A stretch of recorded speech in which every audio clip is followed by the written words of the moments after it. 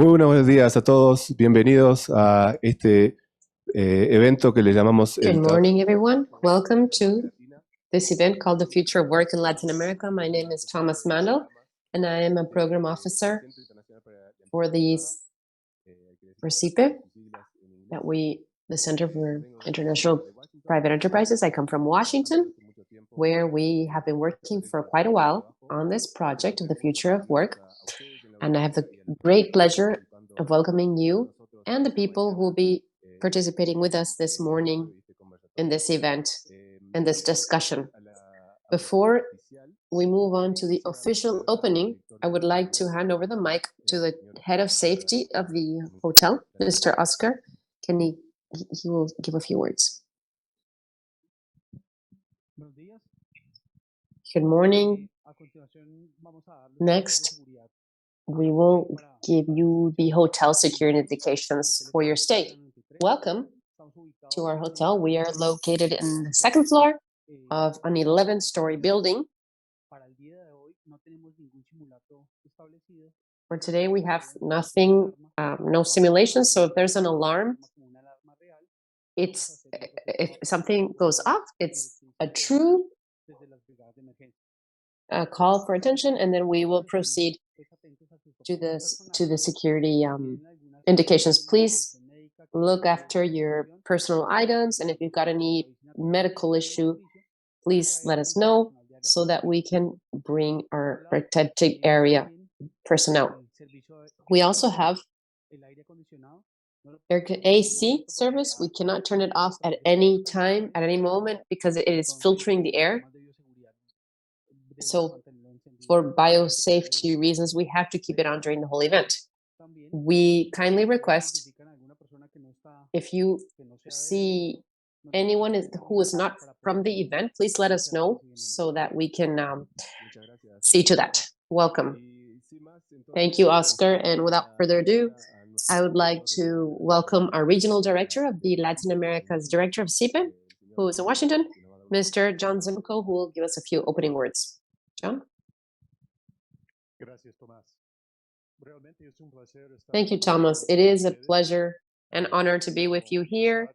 I want to start by thanking some of the local CIPE team, our head of the office, Angela Vélez, and Natalia Prieto, who's a program coordinator, as well as the team that came in from Washington, Thomas, of course, and Alex Aparicio, who have been so supportive in this effort for the conference.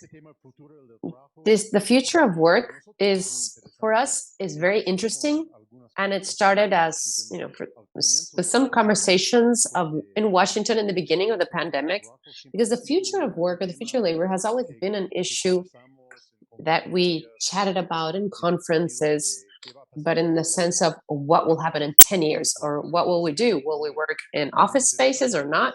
And the interesting thing is that in the beginning of the pandemic, the future of that we thought was 10 years became in next month, or what will happen next week.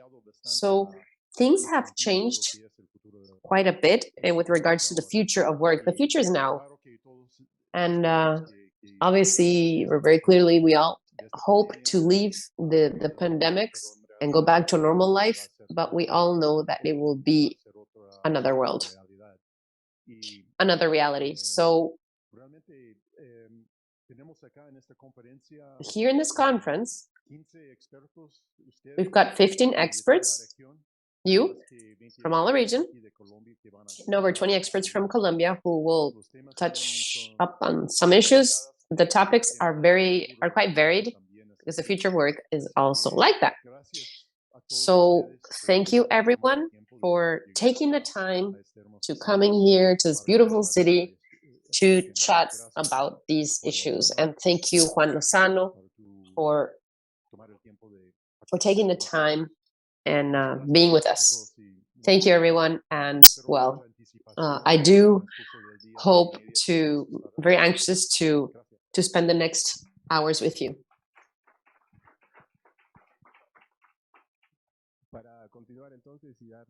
Okay, to continue and formally open the activities, as John was saying, we have the honor and the privilege of having Juan Lozano with us, who will coordinate the conversation. Juan Lozano is a well-known journalist here, a former senator in Colombia, former Minister of Labor, and he's got the multidisciplinary capacity that we are actually looking for in this project.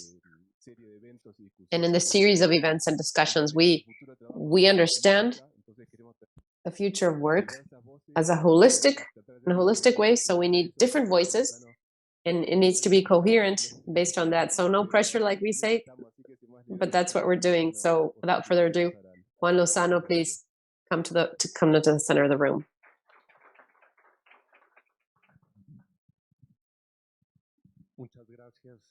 Thank you very much, Thomas. Of course, I'm the one that feels with his invitation and very happy to be here in an event that is so relevant and so pertinent for our region and for each of our countries. John, thank you very much. And thank you, Thomas, Angela. We have divided our session in the morning in 2 blocks of conversations. First, we will analyze 4 of the papers that are already finished. We will ask the authors to do a presentation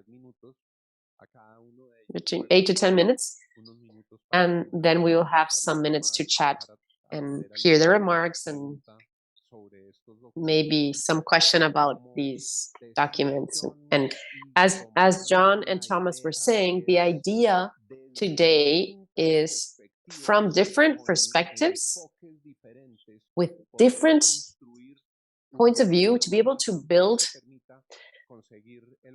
a better view that will allow us to reach the goal that CIPE has placed for this event.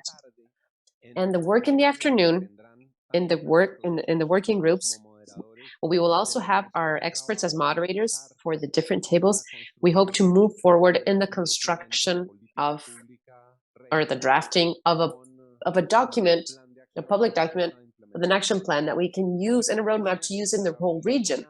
That is why the wide point of view from different perspectives is fundamental for this purpose.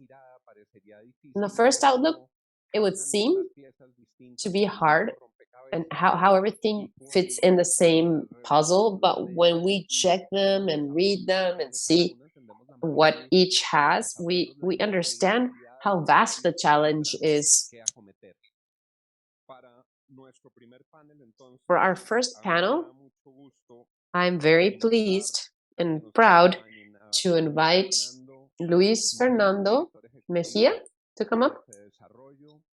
He's Ramiro Abreu, Chief Investigator of CIPEC, Lawrence Pantan, Coordinator of the Transparency of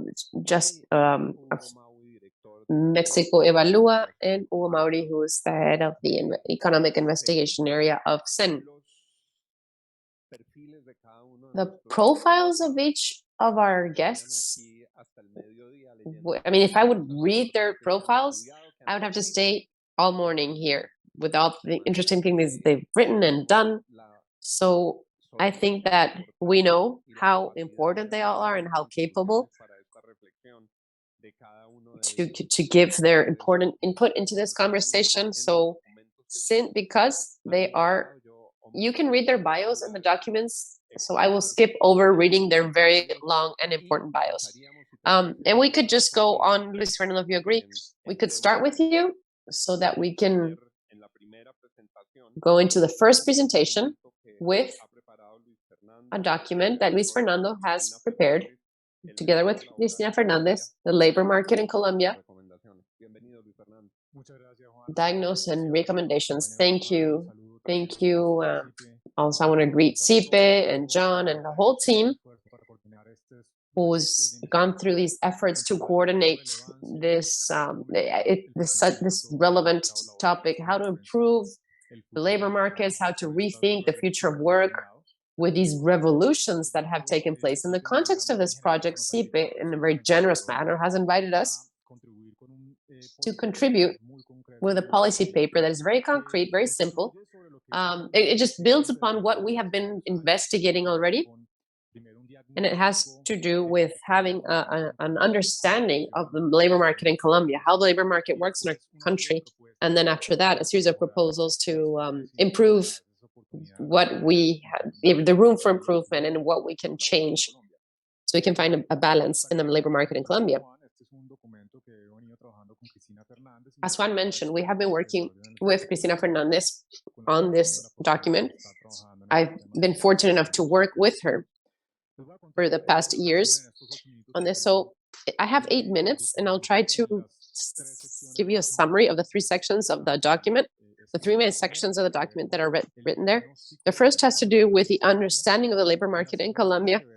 The second has to do with the institutional failure that impedes a better functioning of the labor market. And finally, with the recommendations of public policies that we have been suggesting. So first is the understanding, and we focus on 3 fundamental elements. First, the evolution of the labor rates.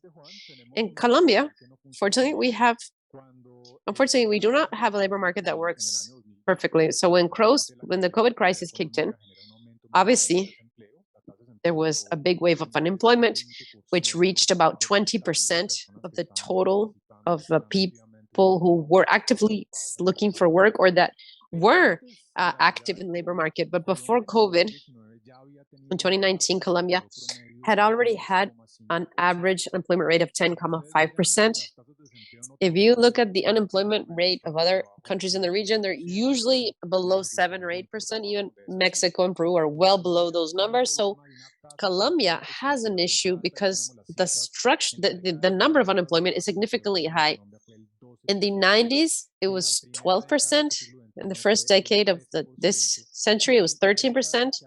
And in this past decade that just ended, our average unemployment rate was 10%. So Colombia systematically, structurally, has had an issue of a high unemployment rate, a 2-digit unemployment rate that is not normal, not just with regards to OECD countries, but also countries in the region. So that's one first thing that we identified. How do we explain the fluctuations of the unemployment rates? Well, clearly, the evolution of the economic, or the cycles of growth, of economic growth. When there's strong expansions of the economic growth, then that means that there's new job creations, and there's some setbacks, but that is the most important element to explain the changes in the unemployment rate. The second element has to do with the participation rate, the labor market participation rate. This means the amount of people that are actively working or seeking work. This unemployment participation is important because at the end of the day, this determines the labor force that is working or is carrying out activities. The good news is that in Colombia, in the long term, we have had a very large growth. It was under 55% in the 50s, and this has increased throughout the 20th century with a big leap of women participating. So that's where that revolution kicked in with regards to gender equality. Women started to participate in the market, and that obviously increased the participation rates. There's 60 or 61%. In the past decade, we closed with a labor participation of 64%. What is the problem? The problem is that even though there's been an increase in the participation rate of the women that has been notable, there is still a big gap between men and women employment. That is about 20% difference. So there is a substantial difference. Men are more active in the labor market, much more so than women. And in previous work that we had done together with Angelica Velaz, we thought that if Colombia could close the gap the gender gap. So if women and men could have the same participation rates, then the income per person in Colombia could increase by 7%. So this is huge impact if women could have the same participation. And the third element has to do with the informality analysis in Colombia. That it's not only a Colombian issue, it's a problem of most of the population. Informality, because we talk about salaries, wages, or independent that are not complying with or not meeting the social security, or they're not paying into pension funds. That means they are in the informal market. And in Colombia, like in the rest of Latin America, there is a huge number of informal labor. In the first decade of the 2000s, sadly, we do not have good numbers before, we had a rate of informality that was at 70%. 7 of every 10 Colombians that were working in the informal sector. They were not paying into any pension funds or any social security set by law. This was reduced to 60% in this last decade, and first because there was a very international reform in 2012 that reduced in part the cost of formal employment. It was a great reform that has shown effectiveness, and it increased people going into the formal market. But we still have a high number at 64%. Second section, very briefly, we talked about different elements, but I'd like to mention two. In this section, we talk about institutional rigidness, because part of the labor market that doesn't work well, the low participation of women and the high amount of informality has to do with the design of the institution, with the rules of the game of the labor market that are creating a balance that is not the one that we would like to have. And there's two key elements here. The first is the minimum wage. That is something that every time we talk about minimum wage, there's a lot of heated discussion. It's hard, but we always have to put it on the table, because I don't want to say that the minimum wage is high in Colombia. That doesn't make any sense. The minimum wage is about $200 a month. When you compare it to a minimum wage of other similar countries, it's not high at all. The problem is how that minimum wage is with regards to the to the average wage in Colombia.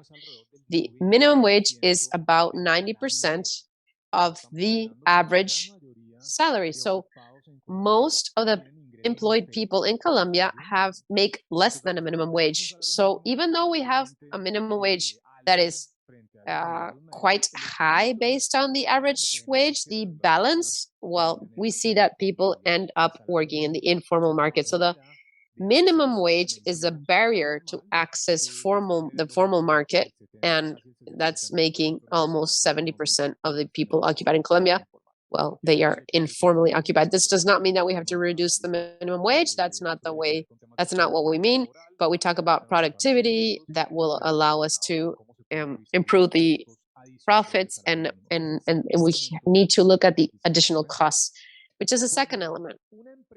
When a company in Colombia hires a worker with minimum wage, he doesn't have to pay on the minimum wage, because that's the starting point. He also has to pay other costs that complement the salary, that are about an additional 50% to the value of the minimum wage. So when you look at the international, if you compare this internationally, these non-salary costs are quite high. So we've got a minimum wage that is high with regards to the average wage or salary, and then there's additional costs that end up being about 50% of the minimum wage. So what this does is it makes it expensive to become formal. So part of the recommendations that that's part of our recommendations for the end. Well, I want to close with my third point of the document that has to do with the recommendations. So I want to make a quick summary. So our labor market doesn't work too well. Our unemployment rate is got 2 digits. Informality is at 63%, and the labor market is not allowing the access of workers to formal labor. This has another. Before we start the session, we were saying that if workers don't have access to the formal markets, they will be completely unprotected with regards to pension. So when they reach an older age, because they have not contributed, they have no savings, and so obviously they will not be able to profit from a pension or retirement. And in Colombia, we can barely cover 25% of the older adults. So the pension is very important to include with regards to the interaction with the labor market. So I want to go very briefly to the recommendations. First recommendation that we do is to think of the need of changing how Colombia contributes, especially with regards to health. Colombia has two systems that work in parallel in the health system. One that is the contributive regime, where one formal employee contributes about 4% of his salary to be in the health regime. And then there's a non-contributing or subsidized plan where a person who says, I'm not working, usually the informal market, they don't contribute, and they can simply have access to the health system at no cost. So this causes a whole issue, because people who do make a minimum wage or less, well, they don't, there's no difference really, because they can still have access to health through the non-contributive regime. So what we are saying is, why don't we have contribution rates to health that are progressive? So you start from zero for everyone who makes a minimum wage or less. A lot of the new jobs are usually they work per day, per hour, so they will not be paying any contributions. But if they make a minimum wage, well, then there can be small contributions to at least have higher tariffs. And so then people who make more money contribute more. So this solves the problem of the zero incentive, because people don't want to pay for service that they can get anyway for free. So that's one of our recommendations. The other thing has to do with a fundamental aspect to increase productivity that has to do with pertinence of the education for work. In Colombia, we have moved forward in coverage of basic and middle and higher education. It was all very important, but we still have gaps in the higher education. The problem is still the quality and the pertinence of this training or this education. So we need that the skills that the young people are acquiring in Colombia can really be pertinent to the needs of the labor market. There is a distortion, there is a big gap between how we're educating our young people and how those young people, when they look for jobs, they can't find a job because unfortunately they are not well prepared, or they don't have the skill sets that the labor market requires. So what can we do? Well, there's a big revolution now that encourages short courses, and that the 4-year university careers are there's more of a shift towards soft skills and shorter courses that can allow young people to have the training that is really required.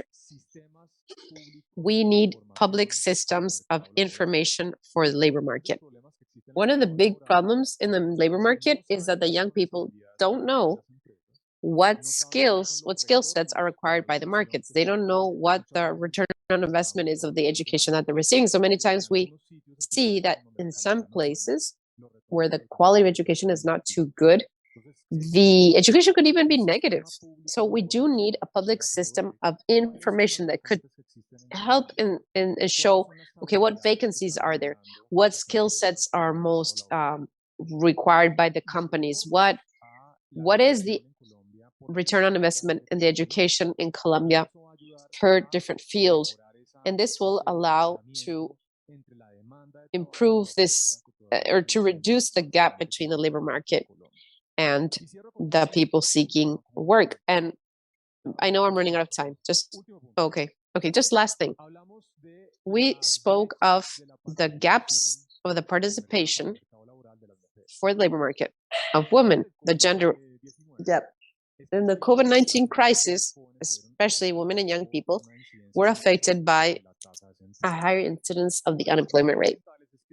One of the main reasons was that sectors where there is a higher women participation had the bigger gaps. Like in the case of Colombia,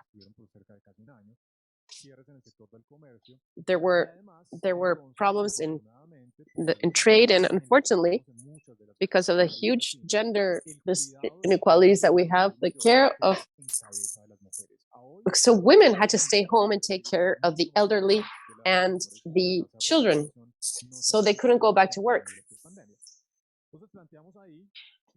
Here, in this document, we suggest that Colombia has to migrate towards a national system of care that will allow women or whoever is at home taking care of the elderly and the children can have like a network of public or private care.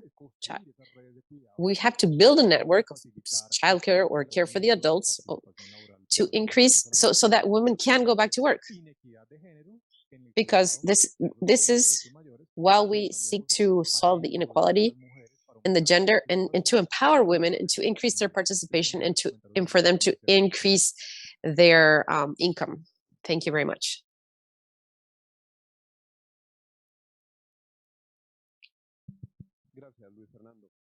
Thank you, Luis Fernando. Just a couple of questions on key issues that you mentioned. Is there this proposal of progression according to the level of income? If you look at the Colombian experience for our foreign friends, the SISBEN is a system that focuses. So if you can prove you're poor, you have access to certain benefits.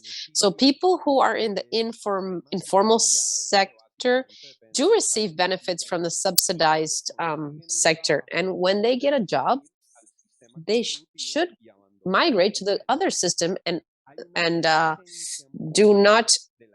not stay in the SISBEN. But there is a lot of resistance of the people who are in the subsidized regime because they fear losing their job soon and say, we move over from the subsidized to the contributing, then we lose our jobs, and then switching back makes it so hard and is so hard that we say we don't have either of the two. So maybe they weren't able to, they tried to evolve, but they were not able to keep their job. And this happens a lot in Colombia. When you will hire someone, when minimum wage, they say, please don't hire me formally.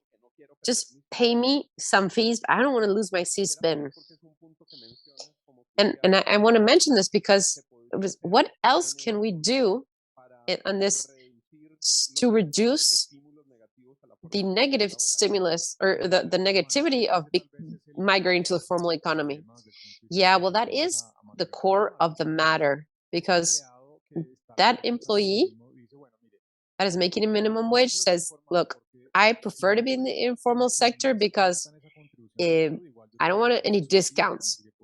I'm in the subsidized program anyway, but he does lose the contribution to the pension. And we're so nearsighted. We don't think about how people are like, I don't care what happens when I'm 70. I need to have access to health in the short term. That's all I care about. Our proposal, Juan, is basically seeks to unify both programs. We wouldn't have to talk about two different programs. It's one health program where the contribution from the employee or independent point of view would be tied simply to their incomes. So if they make a minimum wage or less, because half of the Colombians make less than minimum wage, they wouldn't have to do contributions. And as their wages start improving, then there's, you gradually increase. So if the person is in the formal market, well, then they would have to see the difference. But if they lose their jobs, then they don't have to pay anything. There's no transition, no. So the proposal also seeks to fix the transition between these two. That should be unified, these two programs.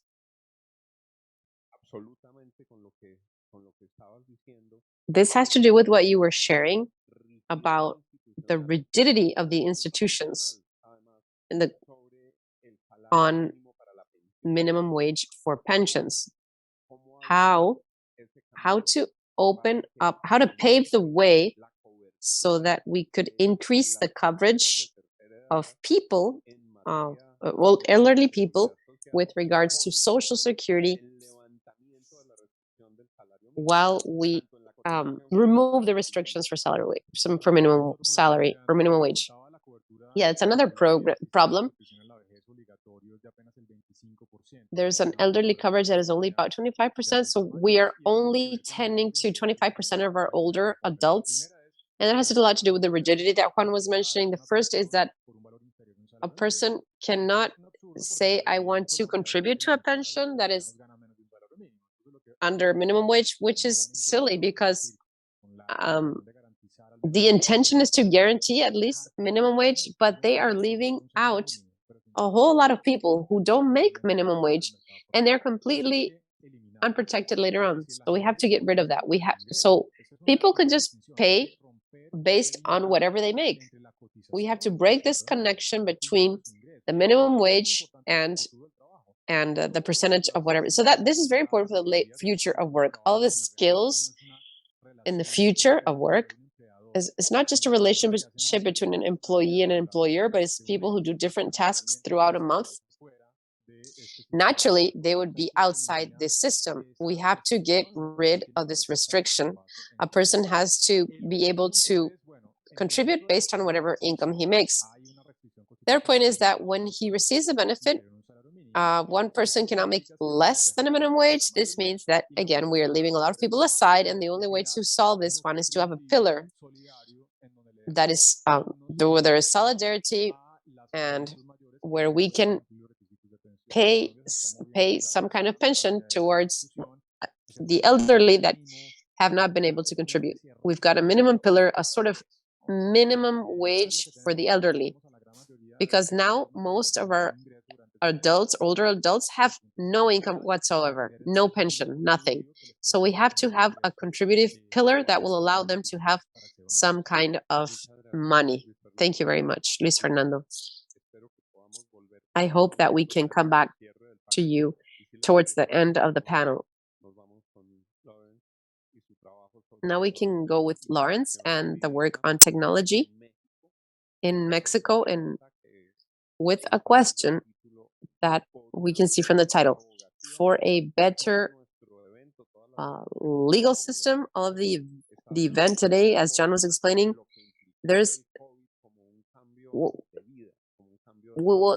COVID had a huge impact, and we are coming back from COVID, and we are different.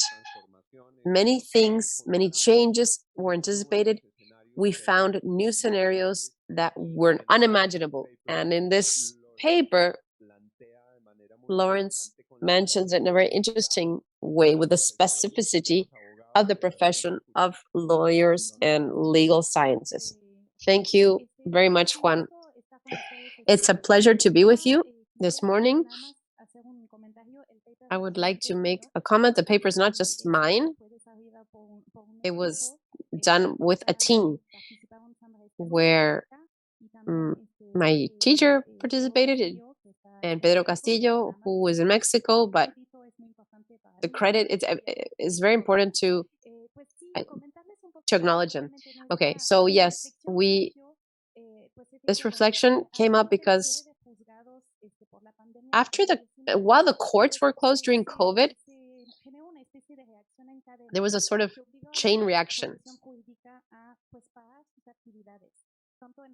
This made lawyers stop all their activities.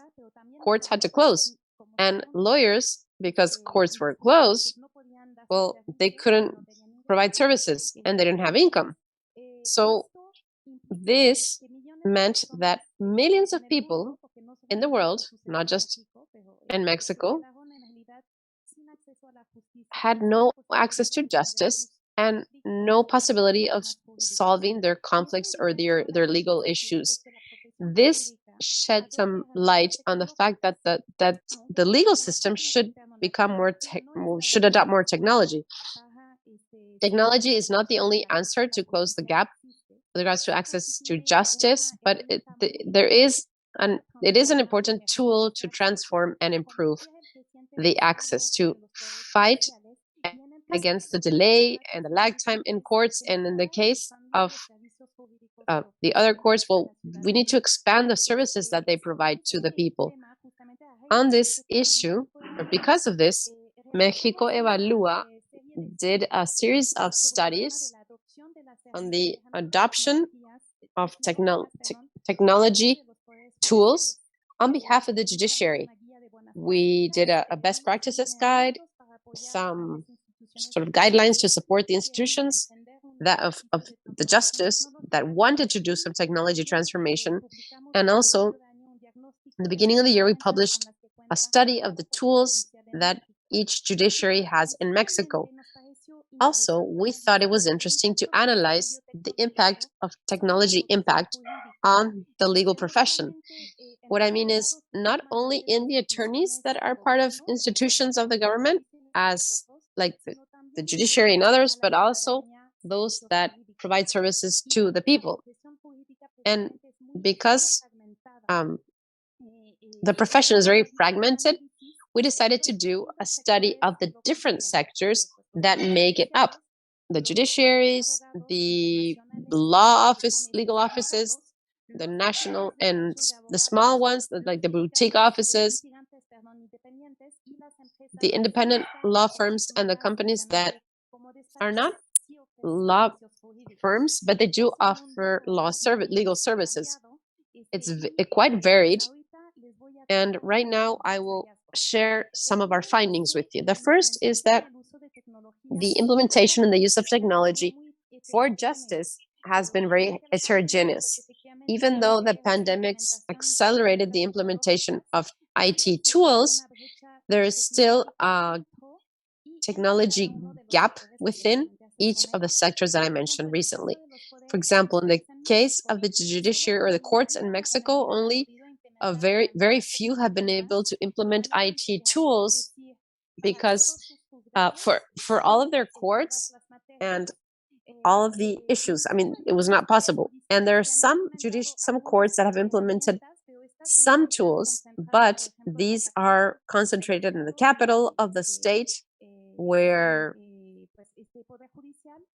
the judiciary, because of the lack of internet coverage, for example, because the rest of the state has no internet. So these situations could also be seen between sectors, like I said. While large part of the law firms, international law firms, have increased,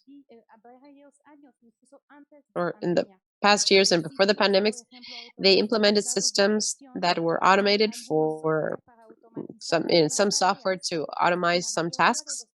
Most of the small law firms and the independent firms were not able to do this, in principle because of lack of resources, but also many times because of just not knowing the benefits that these tools could provide. Some began to use some tools that were free, like email, WhatsApp, very simple tools that almost all people are already using anyway. But this generation gap makes it difficult many times for this tool to be accessed by everyone. We found challenges in 3 areas, mainly. First, the norms. It's been a huge obstacle in the implementation of technology work or tools, especially in the courts. The problem is that due to the structure, the political structure in Mexico, every federation has different procedural codes. So for civil and family law, it's all different, and that is why we were not able to give a concrete answer, not unlike Colombia, that in 2020 has adopted Decree 806. It is very interesting that maybe we can talk about later on. And in Mexico, even though in 2017 there was a constitutional reform for National Procedural and Family and Civil Law Code, this code has not been fully approved. And this means this is an important hurdle because the judiciaries or the local courts have not been able to implement technology solutions or IT solutions because they don't have the adequate norms to be able to do so. Also, or the second thing that we have identified is the insufficiency of investment in infrastructure. This is common to many countries in the region. The lack of resources to implement these tools are, well, some of the big challenges that the courts and independent lawyers or law firms have to overcome. And even so, we need more collaboration between sectors to allow the financing of these tools. We also think it's necessary to improve the IT infrastructure of the country. I'm talking about Mexico, but it could be the case in other countries of the region, especially in the remote communities. And also, the lack of IT competences on behalf of the lawyers in different sectors is an important barrier because there's resistance and mistrust with regards to the use of these tools. Finally, there is not a lot of work between the people involved in the development of IT tools in justice and the end users. This can result in the development of tools that the users do not understand or will not use, refuse to use. So now we come to our recommendations. First, we consider that it is important to explore the possibility of co-creating IT tools like a collaborative effort between the judiciaries and other sectors. And this type of exercises would allow to reduce times and costs with regards to the development of tools, but also it would shorten the learning curve. In Mexico, we consider that there is a National Commission of Superior Courts that is a sort of confederation of all of the judiciaries of the states that actually could lead some efforts. Unfortunately, though, to date, it has not been the case. It's something that we consider would be most useful. It's also important that there's more investment in IT projects. We recommend that the private sector and the public sector support and finance projects for IT that can allow a larger access to justice and to provide low-cost legal services, even without the need of having the support of an attorney, a real attorney. And to provide alternative resolutions for conflict resolution, like the famous online dispute resolution mechanisms. Also, we consider it's important to have rules that can encourage the development of technology in the legal profession, but responsibly. Why responsibly? Because in the legal aspect, if we implement technologies, we have to take care that there will always be the respect to the due process and respect to the parties.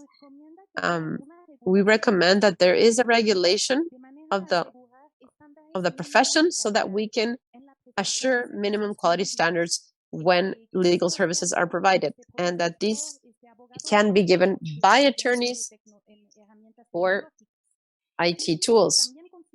Also, we consider it's important to develop IT tools with a gender based on the with a focus on the user. It's important that these technologies and these IT solutions that are being developed can include an exercise for the development with multidisciplinary teams that include specialists, obviously, in legal affairs, but also experts in technology and, of course, users of these services, to be able to have some information of the needs and if these tools will allow to solve what they need solving.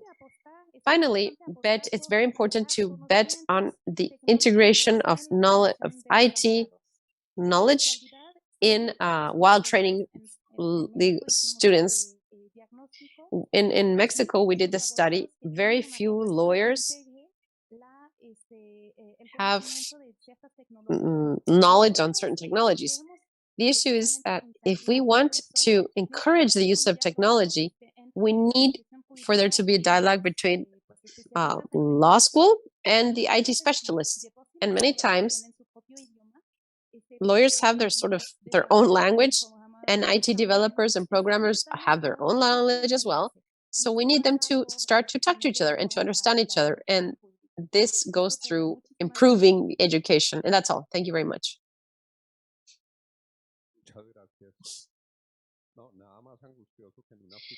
Thank you. It's terrible when there's a law firm, but they don't know how to go into the program because sometimes it seems that it's incompatible. When I read Lawrence's paper, I remember when I was a student in law school and a professor, the test that he gave us was to see if we knew how to tie and untie the paper files.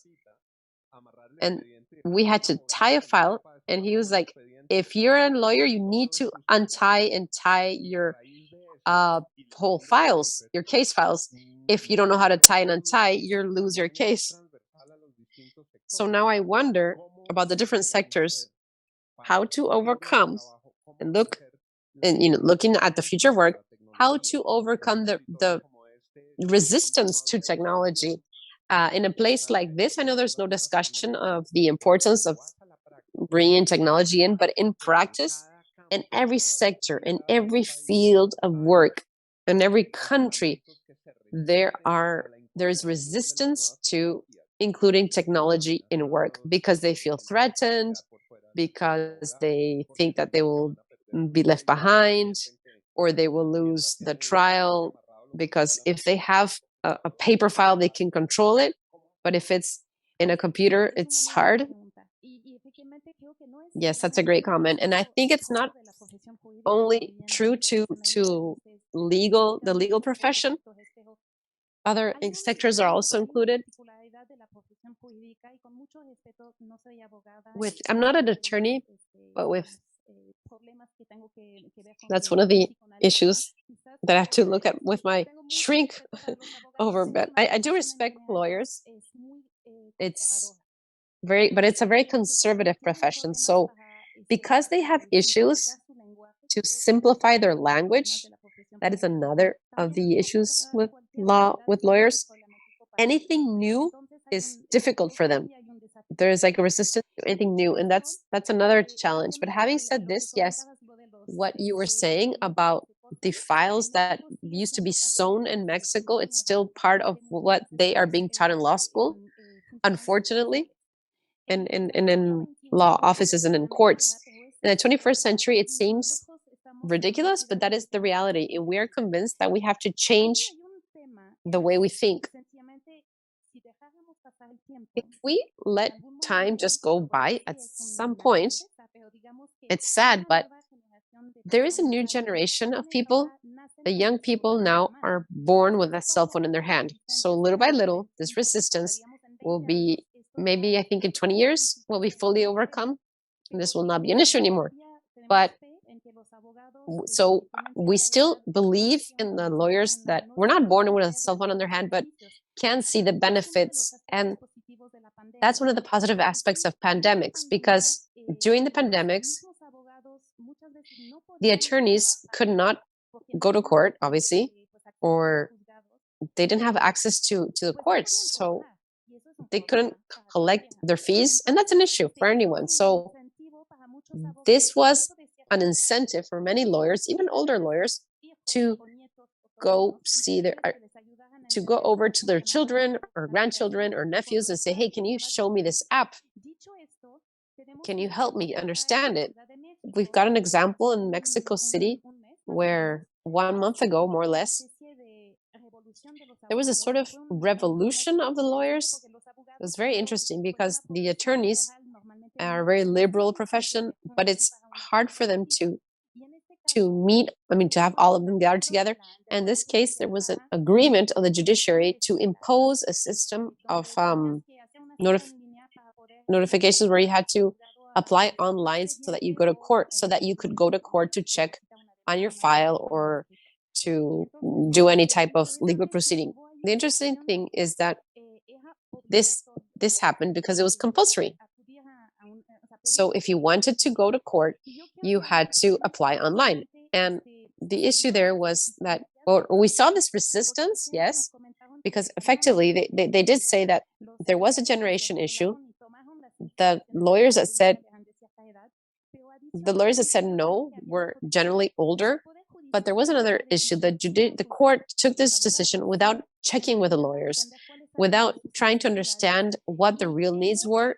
And they did it with the argument that there was already a system in place for lawyers to be able to see and check their files. So they were saying there's those that have to go in person are a minority. Problem is that they didn't check or do an evaluation of the system of checking the files online. So half of the files are not there or they're not complete. So obviously the lawyers, even those that did want to migrate towards technology, cannot. So they have to ask to go to court, and by the time they get to court, it's too late. So in those conditions, yes, I understand that there were people who were not happy. The point is, or going back to our recommendations, there is a need to say that if we develop tools, they can be done with a lot of dialogue with the users, because if not, there's a dead end. We will have those issues.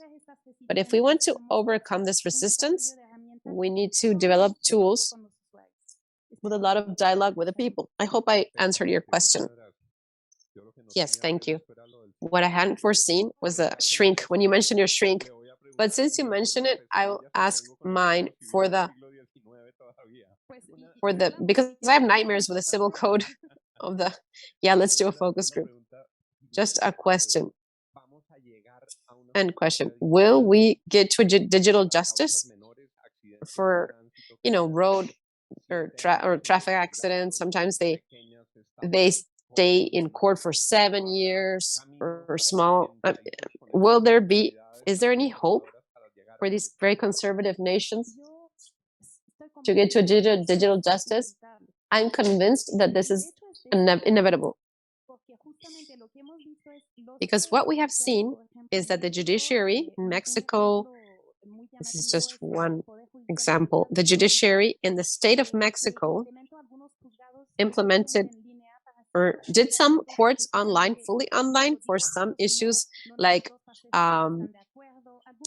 mutually divorce where both parties were agreed, and simple issues. And what they did was reduce the times of conflict resolution a lot. So instead of years to get a divorce, you could get it in months. So that's the way to go. And also, effectively, there's something here that as you were mentioning, some people are afraid to lose their jobs. I think that technologies, if they are very well implemented, what they allow is to reduce the workload, reduce the times to solve simple conflicts, and it allows the staff to give more time to the more complex issues. So that's what we have to point out. And when the IT development is done well, we can achieve this. And there's some courts, like in Canada and British Columbia, they have an app that is for this type of affairs that you were mentioning, for this type of issues, sorry. Like lower amounts, or when there's an issue like a car accident or something like that, there's a whole system in place where you go in and there's an AI system that answers your questions.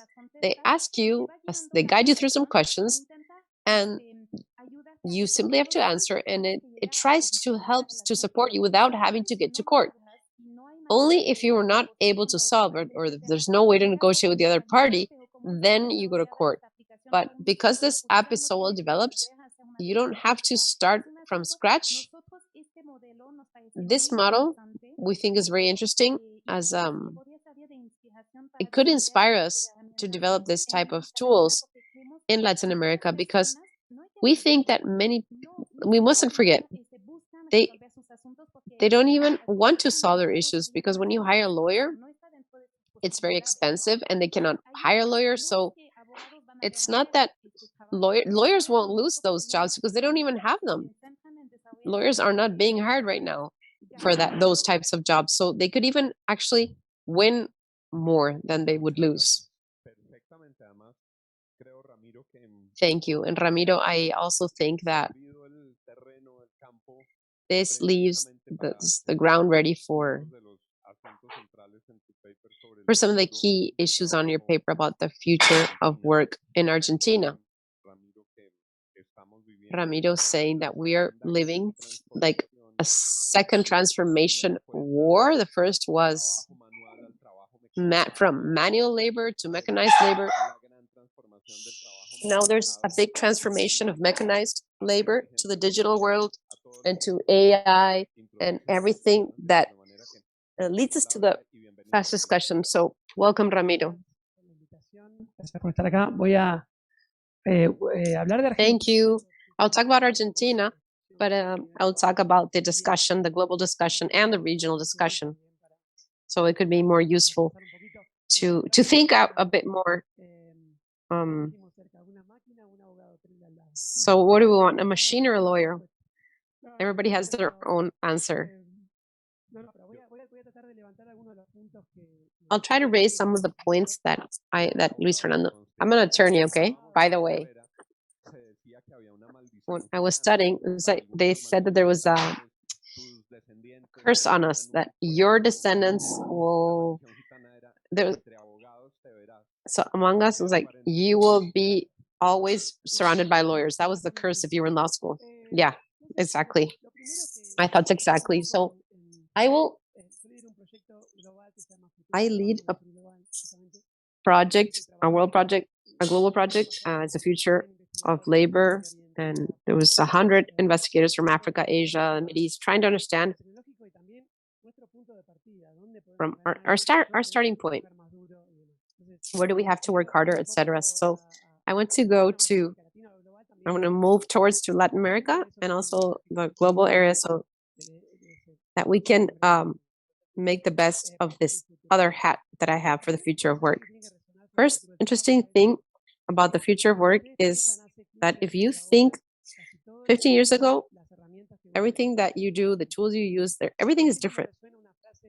And there's a writer of the 40s, George Orwell, who said, sometimes something happens and the spirit of time changes. The literature, or the day-to-day, how we move, what we do, things change radically. And it has to do with technology, usually. Right now, I think that right now what we're living through has to do with that. Think about 20 days or 15 days back. Anything you do now, there's always technology involved. And the labor market that is arising from these changes is totally different than the labor market that we knew. That was sort of going in that direction. There's never a huge disruption. The processes occur in our heads. We sort of put them in order. So those transformations that we were mentioning have to do with these big disruptions. Now we see the move, we're going from atoms to bits, bytes, everything that has to do with interactions and working together and crowds.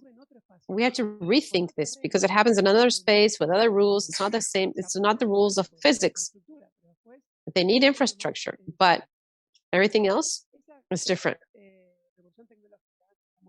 So this revolution, everybody talks about it, but it's hard to define because, as always, well, what is AI? Is it big data?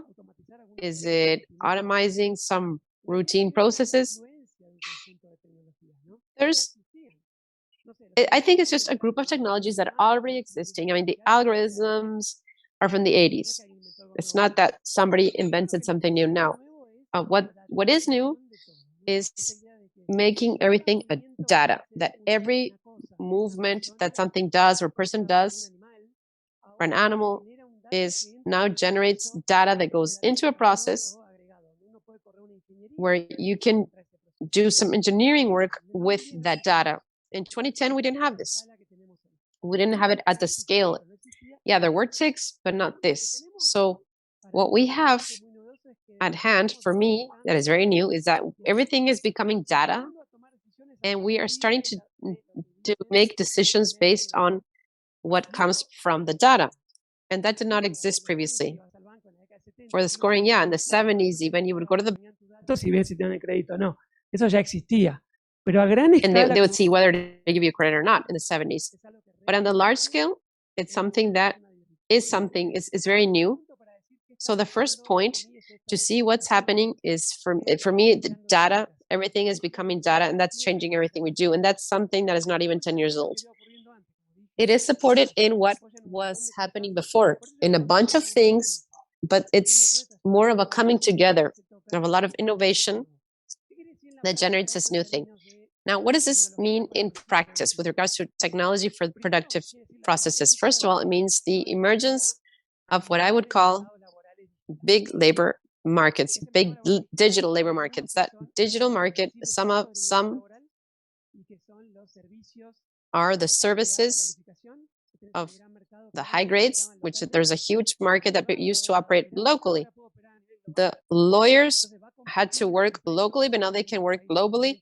So there will be pricing, skills, competition, and everywhere you see. So the IT revolution is opening up a labor market that before was very closed in Europe and the US, and we can compete. So you go to Asia, and obviously they are cheaper than us. But here, we could have a mix between skills and costs that could open those markets up.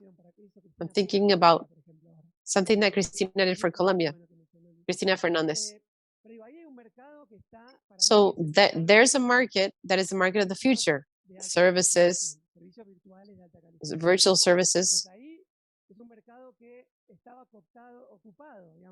That market was occupied by certain workers of certain regions, certain countries, and now that market competes and goes out to the, there's no barriers anymore.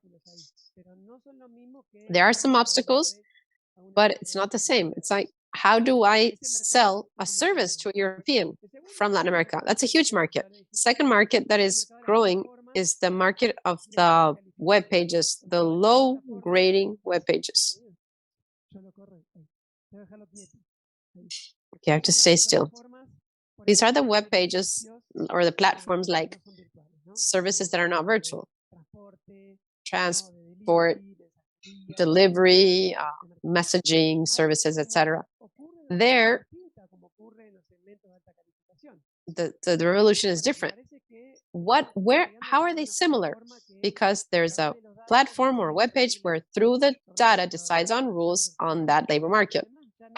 Now, the other things are totally different. How is an Uber service similar to a freelancer web page? It's not similar. But in that market, yes, there's a lot of change. It's not how, it's just the intermediation is what changes, and the rules of the contract that could be informal, it didn't exist.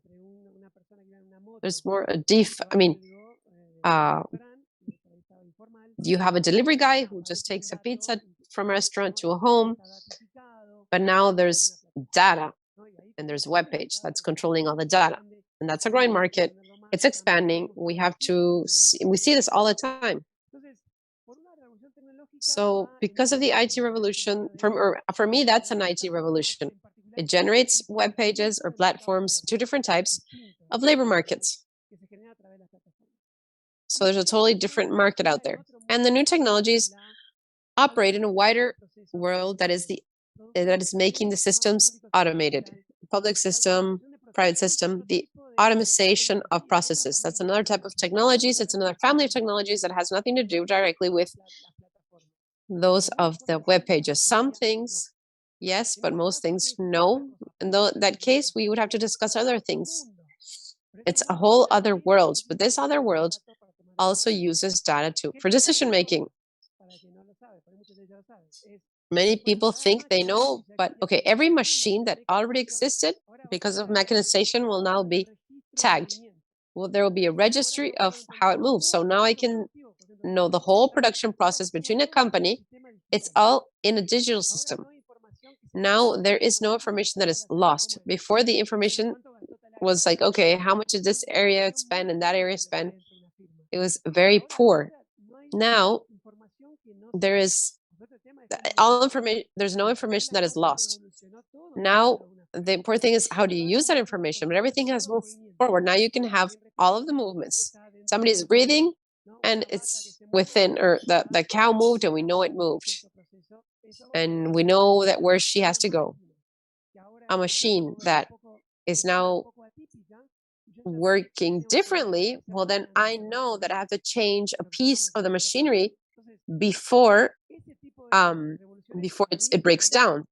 That's the type of revolution that for me is huge in the private sector, to start working predictively, but to not cut a production chain. So that's a huge revolution in the public sector. And in the associated system is trying to tag along. So now it's their turn and they have to think how to make routine processes automated. Processes that are on paper now. That is the third revolution that was in the 90s. So now they have to start playing with that, because they could fall back on some of the things. I think that to use AI is a bit much. They do not have, I mean, there's not too many systems developed yet for AI, but there are decision systems based on data. That is promising, and that is happening in Latin America in some places, and I think that's the next revolution. So when you talk about the fourth industrial revolution, there are many things that are happening and that generate different labor markets in different segments, different areas, and the technologies look alike, but not 100%. The only thing that is similar is, or the only thing that is similar everywhere, is that everything is becoming data. And it's happening so fast that we call it exponential innovation. So the curve is like this. Problem is that when you go to our countries, this is not really exponential. Maybe it can be linear or almost non-existent. Or it only happens in some sectors of the economy. And we can't say here is the revolution. Where is the revolution in our nations? Well, it's in labor markets. It's in companies that are innovating and that are connected to the world, and that because of its own value chain, they are asked to start absorbing new technologies. But the absorption capacity for the wide spectrum of the companies of our countries is still low. We did a poll, we ran a survey for Argentina, and then we sent it to Uruguay and Brazil and Vietnam and Thailand. And we always found the same results. We didn't ask about technologies. We just asked, do you use this type of specific technology for this? What did we find at the end of the day? What percentage of the companies use that technology? I mean, just any number. Percentage. 10. Okay, it was 8%. And as you went down to, it kept dropping. If you look at the productivity, the labor productivity of the world, if there's 100 rich countries and average countries are 10 and the lower income countries are 2, well, don't be amazed if we use different machines and different technologies, because we only make up 2% of the production of the richer countries. So we have to talk about how do we make our countries more inclusive? Something that is happening in pockets or in small, like niche of high technology. The document covers this. And what we were seeing is that there's a challenge common to many countries, that is the status quo is not too good. The status quo for us is that we come we are delayed and we're still behind.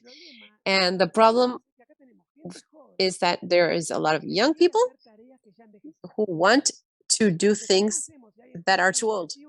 So sometimes a young person says, oh, I want to go back to binding a notebook.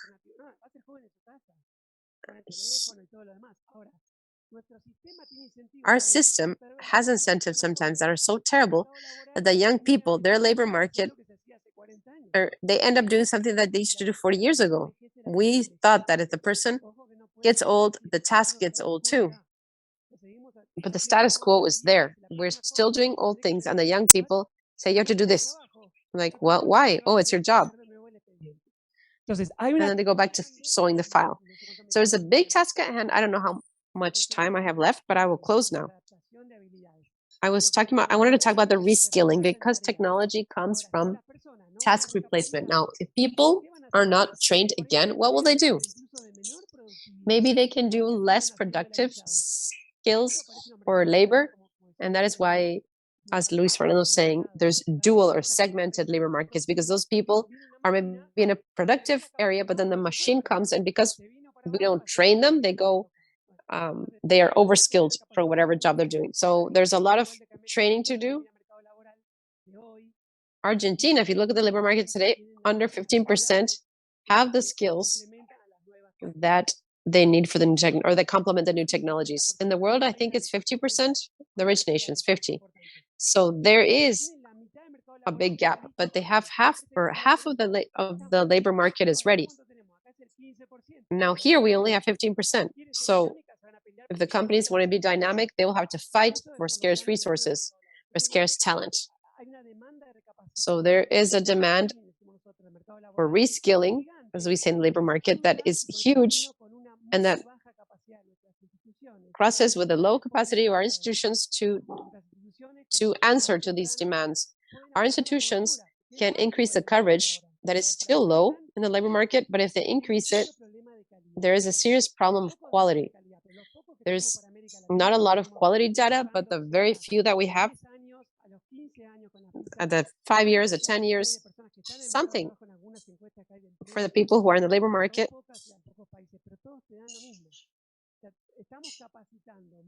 We are not training people well, and we're training the people that are the men, they're formal, and they're in the long-term jobs. I seem very negative, but I say let's get that 20%, because we do have experiences to share, and let's discuss how to do this in public policies. If we don't discuss this, we will end up with that 20% that will be made up. It will fly, it will be great, and we'll be able to talk to the world. But the other percentage will end up feeding into the informal markets. Thank you, Ramiro. Just a quick question so that we can round up. So this is central to what you have just said and to what you wrote. It has to do with the conditions of shaping human capital and with the human talent so that it can have the skills to make the best and to navigate in these times of AI and the big digital revolution. That is a key point of your document. Can you touch up on that? Yes, well, the first thing we have to say is that the main limit to this change is not technology. Maybe infrastructure in some cases, but within the companies, it's not technology. It's a change in which there are barriers that are no longer there, and you have to move, because before it was like, oh, there used to be physical barriers, but now there's no barriers. So it's more a mindset kind of change. That change has to be supported by a change in all of the universities or schools. It can't just be one person, one isolated person, but how do you get to the people? There you can think, okay, the key word here is routine. Manual routines are already mechanized, but the cognitive routine is worth less. Machines doing it faster, cheaper, easier. Now, what leaves the skills? There's creativity, there's critical thought, there's interdisciplinary work. There's many things that our institutions are not working in. You just said, how do we bring together a person, a coder, with an attorney? Okay, it's impossible. Imagine, this also happens in schools. Many of the skills that we need, we're not discussing, for example, first childhood. There's a huge, long list of discussions of things that we have to think about for the future skills that we're starting to discuss. And we see this in the labor market as well. So don't train someone just for him to do routine work. That's what I think. That's training for old work. Even though he's young, you'll take him to the 80s and 90s, and we do not want that. Thank you, Ramiro. Thank you for your presentation and for your research. Hugo Maul has presented something that's called Global Chains of Values and Modernizing the Economy and Evolution of the Regulations in Central America. This is a long research paper together with specific recommendations that start with a very suggestive phrase. It says, in the modern organizations of businesses, labor relations will have to adapt to the new reality because the laws are not dictated to last forever. Go ahead, Hugo, and welcome. Thank you. Okay, here we are, surrounded by lawyers. We are here because about 5 years ago, Guatemala had the honor of being the first country taken by the US to a panel for violation of labor laws in the context of a free trade agreement. So in that sense, Guatemala, within the free trade agreement of Central America and the Dominican Republic, and the context of CAF and NAFTA, now TEMEC, that joins Canada, US, and Mexico, well, it was us we were the first in Latin America and first in the world that were taken to arbitration because of USDA. And that, if that would have made it to, the consequences would have been terrible. We would have lost the benefits that our production has into getting, our market has to go into the US. And that can be life or death if you're a small Latin American country. So David Casola and I were able to work with a labor lawyer that Guatemala did, a defense. And interesting enough, Guatemala beat the USDR. And that represented a series of learnings for all of us, but we were able to go along with the attorneys of labor law in Guatemala, who were reflecting on the future of work. So it's 5 years of 5 days of speaking to lawyers and economists who were talking about the future of work. And that phrase that you read there is the phrase of the founding father of the most venerable person in the area of labor law, Dr. Teodosio Palomino. He's leftist. In his final words, when he closed this conference, he said, if we as labor lawyers cannot adapt our labor codes to the changes, then our labor codes will not even be in the wastebasket of history. So in summary, what we find in this work is that there is a reflection that has to do with the impossibility of our institutions to adapt. And well, you mentioned this. You mentioned it with the civil code. There are regulations that go back to the Industrial Revolution in times of Ford and Taylor. The world laborales son distintas, las oportunidades están en otro the lado. opportunities are elsewhere. I will not repeat what Ramiro said, but we seek to regulate ourselves. What we want to use banana farm codes. So we are producing formality and things that we cannot resolve, and we are not being able to Actividades productivas. that is required. So what happened? Well, we in Central America during the pandemic, well, everything collapsed. And if I'm using quantic physics terms, it's not because I want to show off. It's just that the past crept up and the future met the present. In the past 15 years ago, when we started with CIPE, we started with a reflection about how to make Central America part of the big international trade flow. And that's why we talked about the free trade agreement. And there was participation with CIPE promoting the free trade agreement with this between Central America and the US. Bearing in mind that the biggest problem was generating better opportunities for populations in which informality was over 85%. So the agreement was a bit more problematic. We managed to do this. We managed to sign these agreements. We managed to make that our exporting sectors be part of the global value chains and to start exporting an important amount to the US, but we did not generate employment. And the most interesting thing is that instead of moving forward in the sophistication of our productive processes, we ended up being or depending more on the exporting of raw materials, raw goods without any transformation. And that's the past. Okay, COVID kicks in and turns out that the disruption of the global chains makes everyone look at the regions that are close to the US. So the nearshoring term that all the Latin Americans know, this decision of the big companies, the leading companies of the global chains of getting close to the region, in the case of Central America, it's even stronger because, in Mexico, of course, because how close we are to the US. In the case of textiles, 20% of everything that is produced globally now is done in Central America, independently of costs and other affairs, just because of the speed and the reaction that we have to the market and how close we are.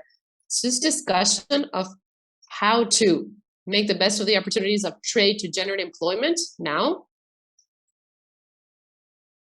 come together with what we had been saying is that this vocation of openness of our countries. And when we look back to see what we found is that the big opportunities still depend on adapting to the norms that allow to generate work for unskilled young people who are or who will find work in activities that are simple, but at least there is an opportunity to add value or to improve the industry or innovate, but are not taking into account. So what we do is we take this experience that really shakes us, because sometimes the future, the past, and the present are all coming together.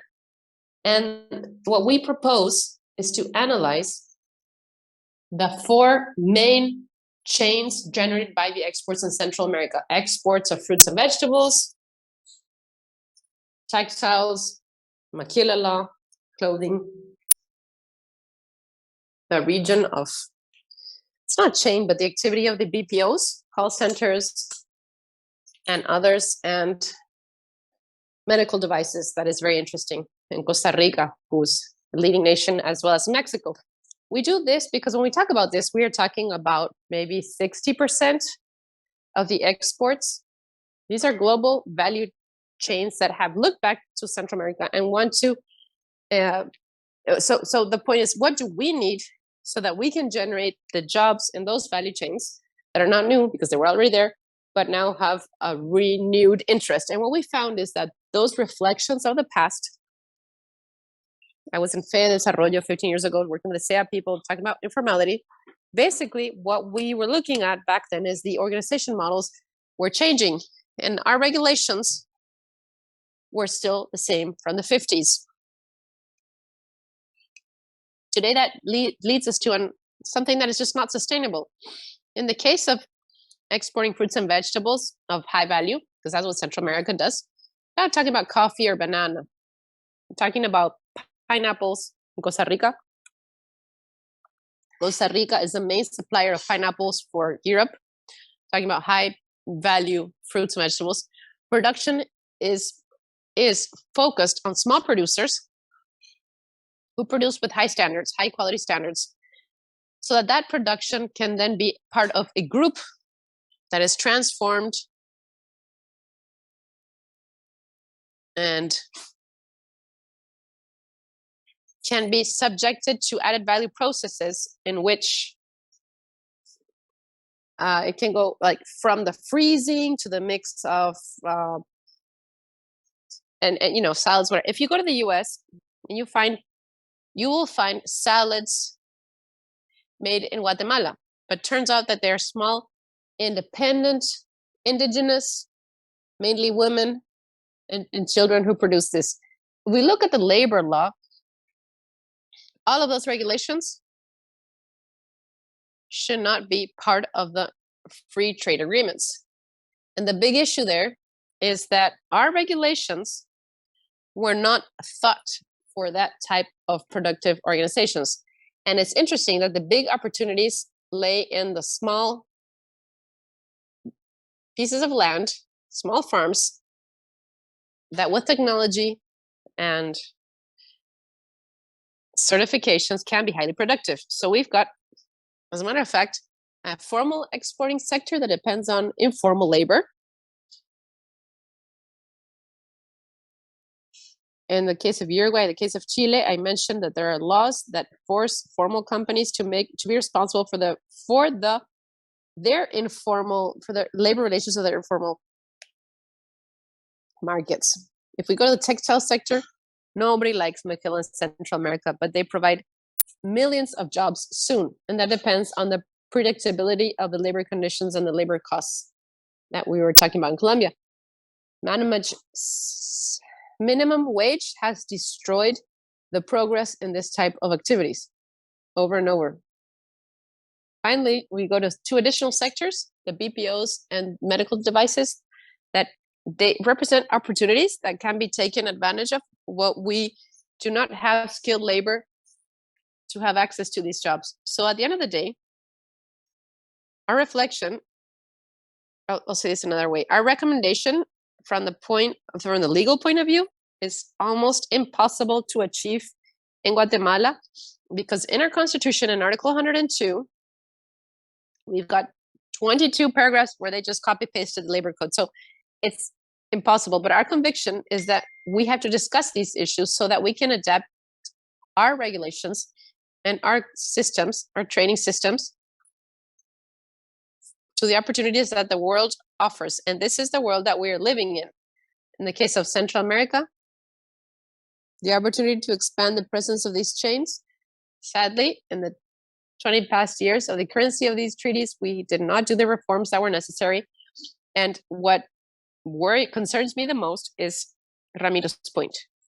We are trying to participate in a world with labor institutions that were thought for the coffee plantation and the banana plantation of the 50s. My grandfather drafted these labor laws. My grandfather, even though I love him and he was very clever, he never would have imagined that there would be a cell phone now. These smartphones. How would my grandfather's generation, how could he have thought of AI? And the issue is that if we do not discuss this seriously, we will live in this dichotomy of the formal sector that has potential, but that cannot negate its ignoble origins in the informal sector. And I think that we will be between a sword and a hard place always, because it's not just for the United States, this agreement with Europe has exactly the same types of norms. And I wrap up with this. Informal relations, not so concerned. But don't want them to say, but when they start saying there's child exploitation, all this, they will end 500,000 jobs because, you can't export to the US. I don't know if this applies to larger countries that have other types of agreements, but in general terms, what Teodosio Palomino was saying is true. If we do not make the laws adapt to changes to this technology and the progress in the methods, the labor codes will have to be thrown to the garbage. Thank you. we have enough time to ask you a question that is a core issue in your paper, and I'm sure for the whole event, about the future of work in Latin America. That is part of what you're saying, and that you mention it in different parts about the concept of the differentiated regimes.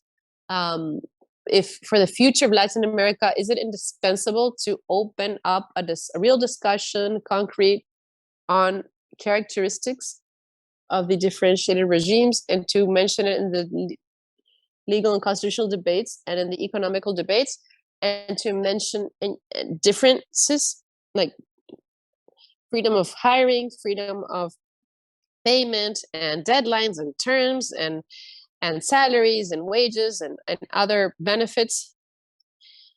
Yes, that's essential. In Guatemala, we have moved forward in that sense. We have developed proposals of public policies that have been put into practice. We even have a president of the country. We had a president who was criminally charged for publishing something that talked about strategic sectors that had minimum wages, and there could be no competitiveness because of the disparity of the minimum wage with the national reality. You were scared that it was 90% here. The relation between minimum wage and average wage in Guatemala is 140%. That's the difference. So we have seen this. We have seen that it has potential.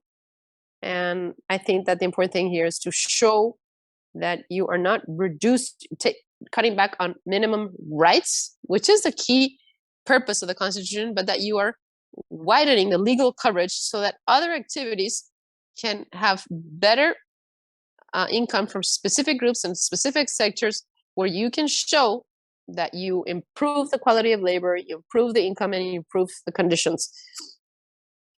The huge issue we have in Guatemala is the unions. The unions do not like these types of things. It's political, but we have managed to use Maquila to find a way around this minimum wage issue, and that has allowed the sector to develop and to be predictable minimally. The biggest problem is for the large international companies to look towards our countries for investment, and for them to come and want to invest, and instead of investing in China, we have to be serious when we say our labor costs are competitive. Problem is that because this is so politicized and subject to so much manipulation, today it's cheap, but tomorrow might be expensive. But if you make this specific for certain sectors or territories or a certain type of employees in Guatemala, even though we have all this rigidity, we found the way to invest. And now I'm the director of the Statistics Bureau. The court declared it unconstitutional to have these differentiated regimes because they were not given good statistics to evaluate the level of the cost of living. Now that we went to Statistics Institute and we're doing reforms, 6 years ago, we would have given them true facts that we have checked over now and checked with international standards, they would never have given that sentence or that decision. If not, at the end of the day, everything will be informal. But we lose, or we will be delayed another 200 years. Thank you. It's terrible when time goes by.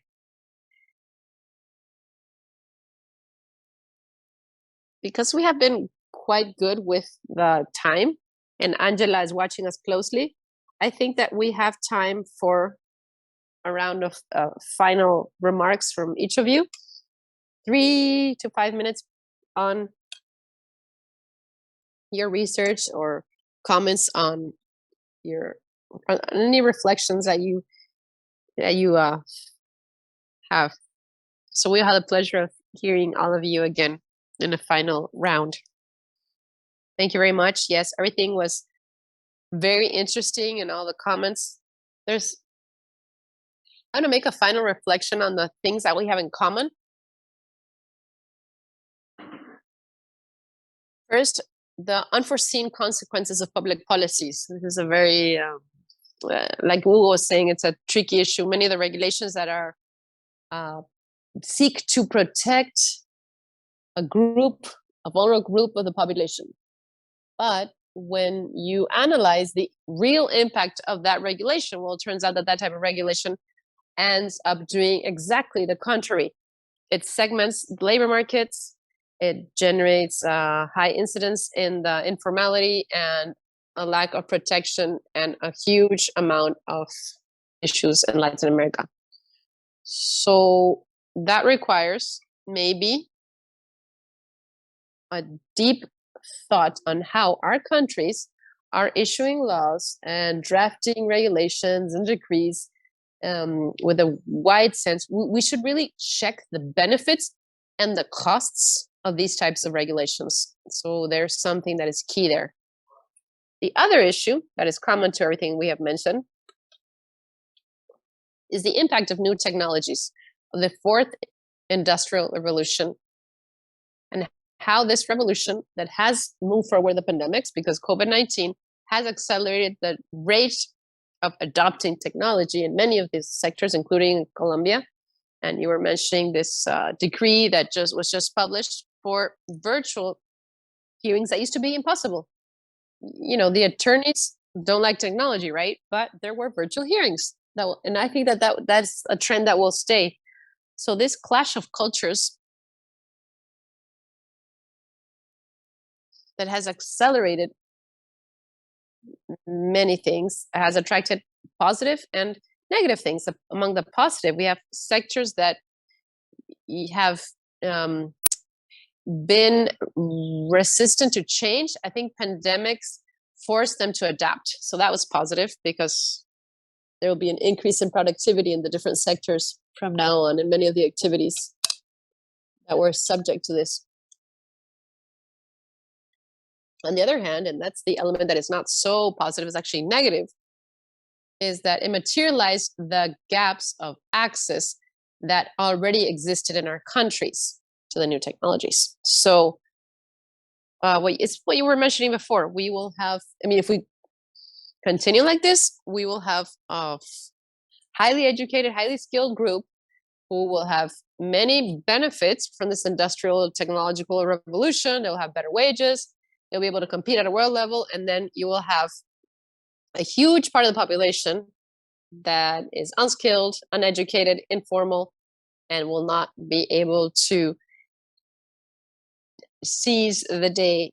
So that this, I think, makes us reflect on the necessity of public policy change and better technology infrastructure. And with this is my last point.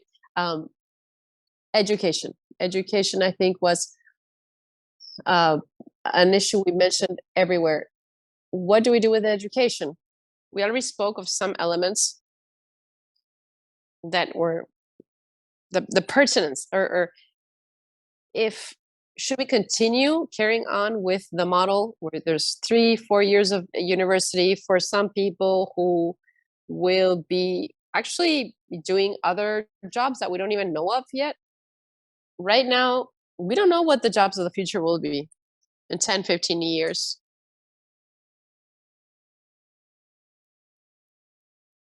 And to mitigate the risks, we need a change in the education model where we encourage short courses of soft skills that allow flexibility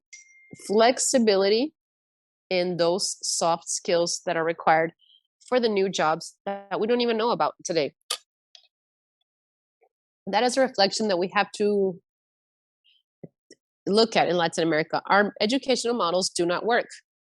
We have improved the coverage, but the quality of the education is infinitely below that of Asian countries that transform their countries thanks to education. Today, they have added value, they diversify, they are open to international trade. But the first thing they did was to resolve the education issue. So that will be a big challenge that I hope we can all solve in the next years. Thank you, Luis Fernando. Just 30 seconds. something that is mentioned in Luis Fernando's paper that was not mentioned here, but that will be very interesting for the future of work, is the inspection of labor. That can have a different name in every country. He was mentioning Colombia, but this requires in-depth revision so that it can be effectively a place where we verify, we check that there are guarantees, but that do open doors to new realities. Juan, informality is different.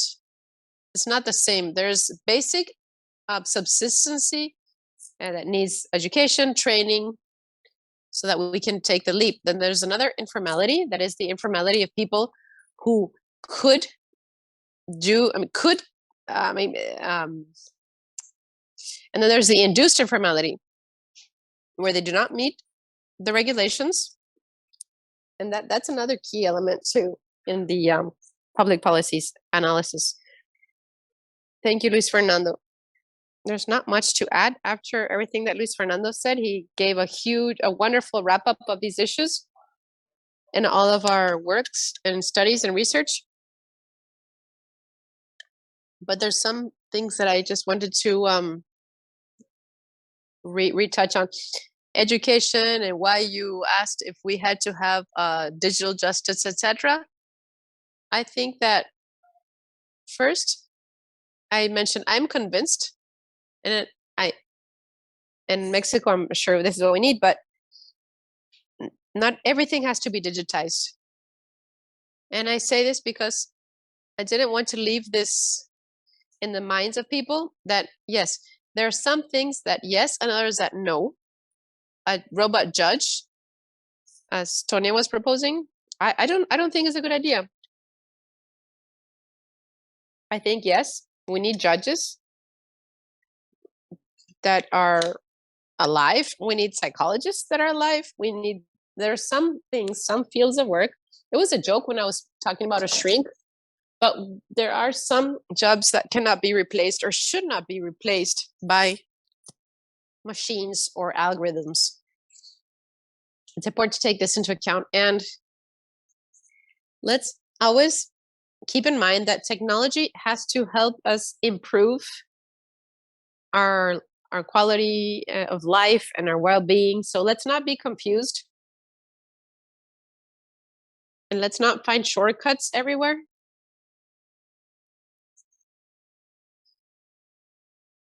That will not improve our quality of life. But if we look at education, and you were mentioning the need of developing certain soft skills, etc., what we see in the legal profession is that, and sorry, it seems like I have an obsession with this, but the attorney also is a person that people who have conflicts go to they need to be heard.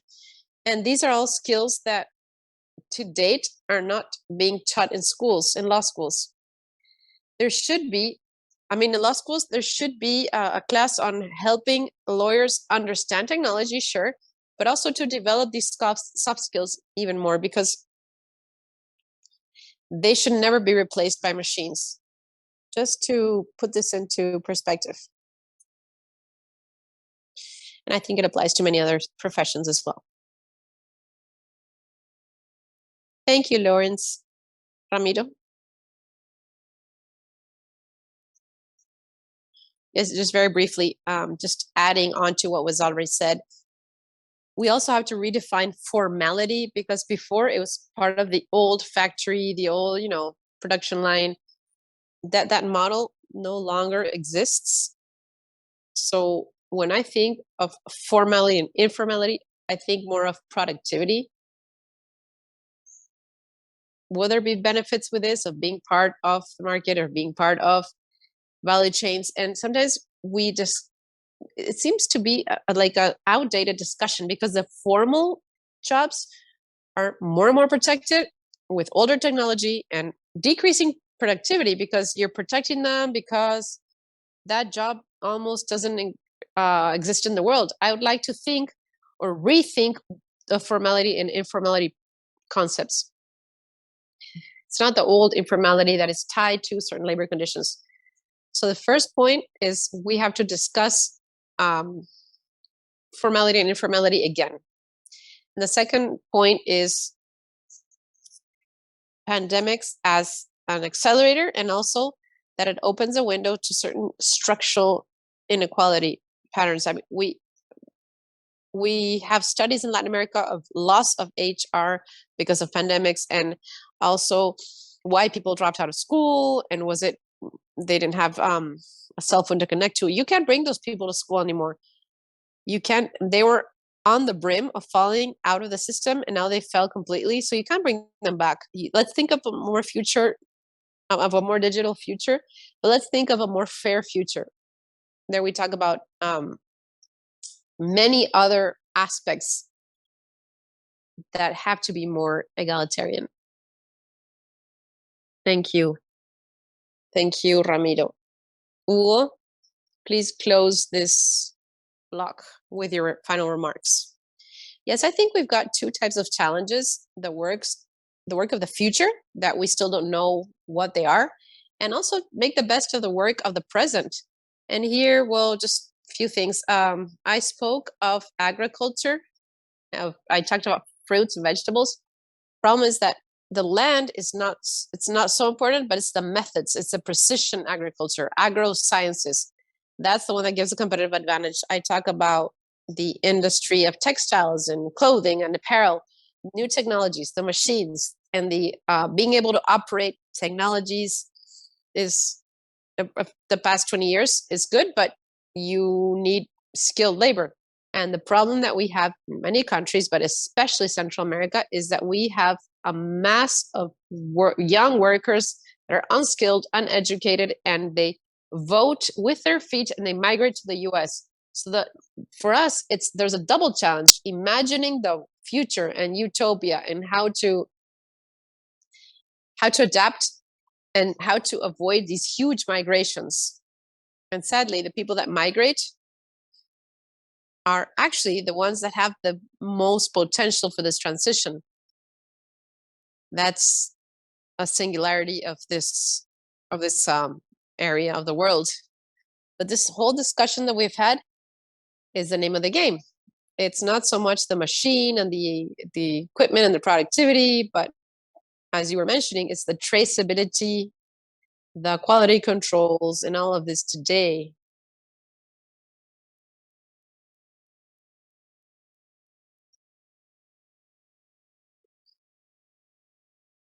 Thank you, Hugo. I think everyone agrees in how extraordinary all of our presenters and all of the research was today. And I ask you to thank them with a big round of applause for Luis Fernando, for Lawrence, for Ramiro, and for Raul. Thank you so much.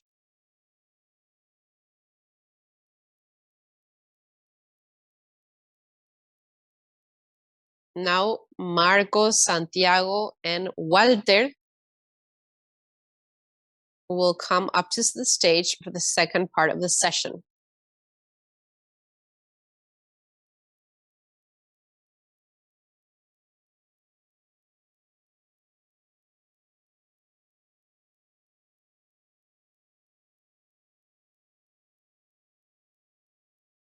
Marcos from the Libertad Foundation and social sciences researcher of CERES, and Walter Menchú, investigator of CNN.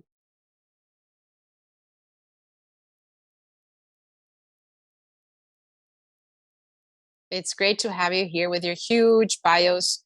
We will not read them. We're going directly into the topic. So who wants to kick off? Marcos?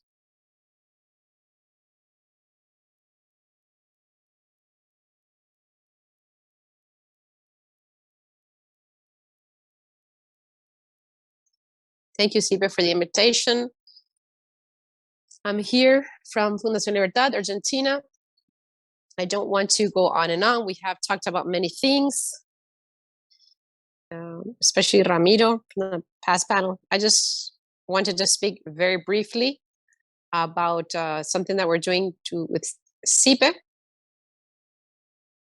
to support SMEs.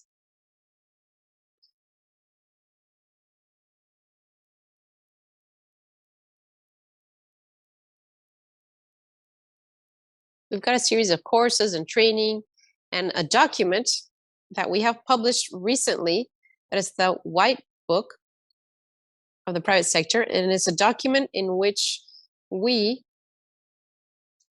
do a study of the SMEs in Argentina. We find opportunities in the pandemic, and then we do proposals to improve the situation of what we call SMEs.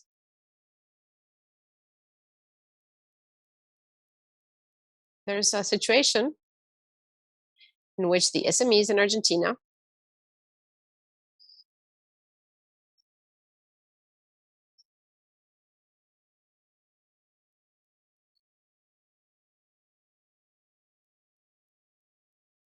there's SMEs that have suffered greatly because of the restrictions of the pandemics that in many cases made many companies disappear. And then we've got unstable companies. And Argentina stands out in cases like Mexico or Colombia, where there's certain macroeconomic stability. Argentina is a country that has an inflation of about 70% per year. 10 years ago, it hasn't had economic growth. For the past 10 years, no economic growth, 50% of poverty right now, and high informality. Less values than other countries, about 40%, but it's still high. So pandemics brought a series of opportunities for everyone that has spoken in the last sector for companies to lower their cost for workers so that it is less expensive to get to work or to work in an office instead of working from their home, and for clients who can have access to new products and services in ways, not in the next 7 years, but maybe 5 years ago, it was unimaginable. So within the framework of all of this process in Argentina, well, we think that in Latin America, there's a series of proposals that basically we would like to present that have to do with, well, in the case of Argentina, the reform of the tax system. That is something that we talk about here in Colombia and in other countries. We've got a tax system in Argentina that has tax types that are very high when you compare them to other countries. There's research of 2 or 3 years ago with World Bank data that said that if a company complies in full and is completely formal and does things along the book, the state would stay with 106% of the profit. So even more than what it could reasonably make. So we need, or one of our proposals is to set a limit to the tax pressure in Argentina so that the state cannot surpass certain levels of taxes, because that hits hard, especially on the SMEs, because it shoves them towards informality. The big companies can hire lawyers and can hire many accountants.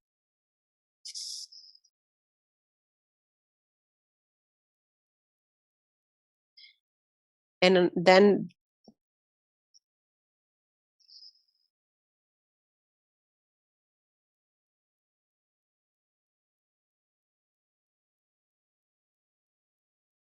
in Argentina, the banks retain funds. They anticipate the taxes that the government, in a country that has 60% inflation per year, and it's so hard to make that money back.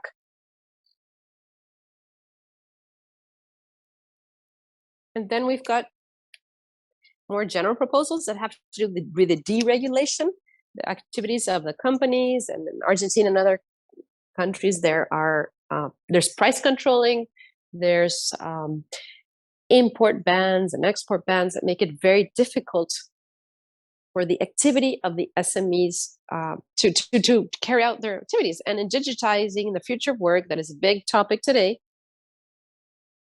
One of the proposals that we have from Fundación Libertad is to encourage the processes, and Argentina has been improving in the last years with this, especially between 2015 and 2019. Argentina moved fast in the creation of companies in a simple way, in a digitized way, because we had moved from dozens of like paperwork to shorter terms, not having to go in person. And this is, I think that Argentina should continue on this track. The most important, okay, I don't want to be too long-winded. I don't want to bore you. I don't want to make people get hungry because that's terrible. I don't want to be. The most important point that we would love to highlight here is that in this process of digitizing things, it's very important to listen to the companies, to listen to the people, instead of defining and instead of thinking that we know what they need. We do not aspire to a top-down model of recommendations of public policies where we tell the companies what they have to do. We want a more bottom-up approach where we can hear what the companies have to say, and that from there we can modify the public policies and the legislations. Recently, we heard about old legislation that is applied to new types of work. Clearly, this cannot, work. In Argentina, a law was passed that was called teleworking, that was very questioned by the parties involved, businessmen, even the workers, because it applies regulations that make work very rigid, work that is actually very flexible. So we want to hear the workers. Many times they are not being heard, and we want to hear the companies and the businesses so that from there, the state can lead the efforts that are required. We don't want the state or the government to impose on the private party. So the white book of the private sector is longer. It's got many proposals. I don't want to bore you, but I encourage you to visit it on the Fundación Libertad page. Thank you. A specific question on employment and incorporations of workers and formal work from the SMEs. Do you have any reflection? Yeah, our biggest concern is actually about something that we mentioned in the last block that has to do with the contributions. In Argentina, there's a lot of money paid by the employer into the system. If the employer pays 2 pesos for that employee gets 1 back. And that's a very big difference, because all of that money many times goes towards the state, the government, towards the unions. And sometimes it's legal, sometimes it's not legal. The employer has to pay for the cost anyway, but the employee does not receive the money or the benefit for that money, because the public services are not because in Argentina, like in many other countries, anybody that can pay for private health or private education does so. So there is no counterback. The new jobs should have new systems so that difference between what the employee pays and the benefit can be better. Why do I talk about new jobs? Because in Argentina, the reform processes, like in other countries of Latin America, I guess, is very slow, very expensive, very difficult, and many times are used as excuses so that the reforms do not kick in. So if we start from there, well then, at least let's go towards the new. Let's look at the startups, at the digital jobs, recently we were talking about informality by choice. In this case, what we need is to create new ways of legislation, new public policies that can allow us to adapt to what is already going on, and not to try to impose frameworks that we think will be good or useful.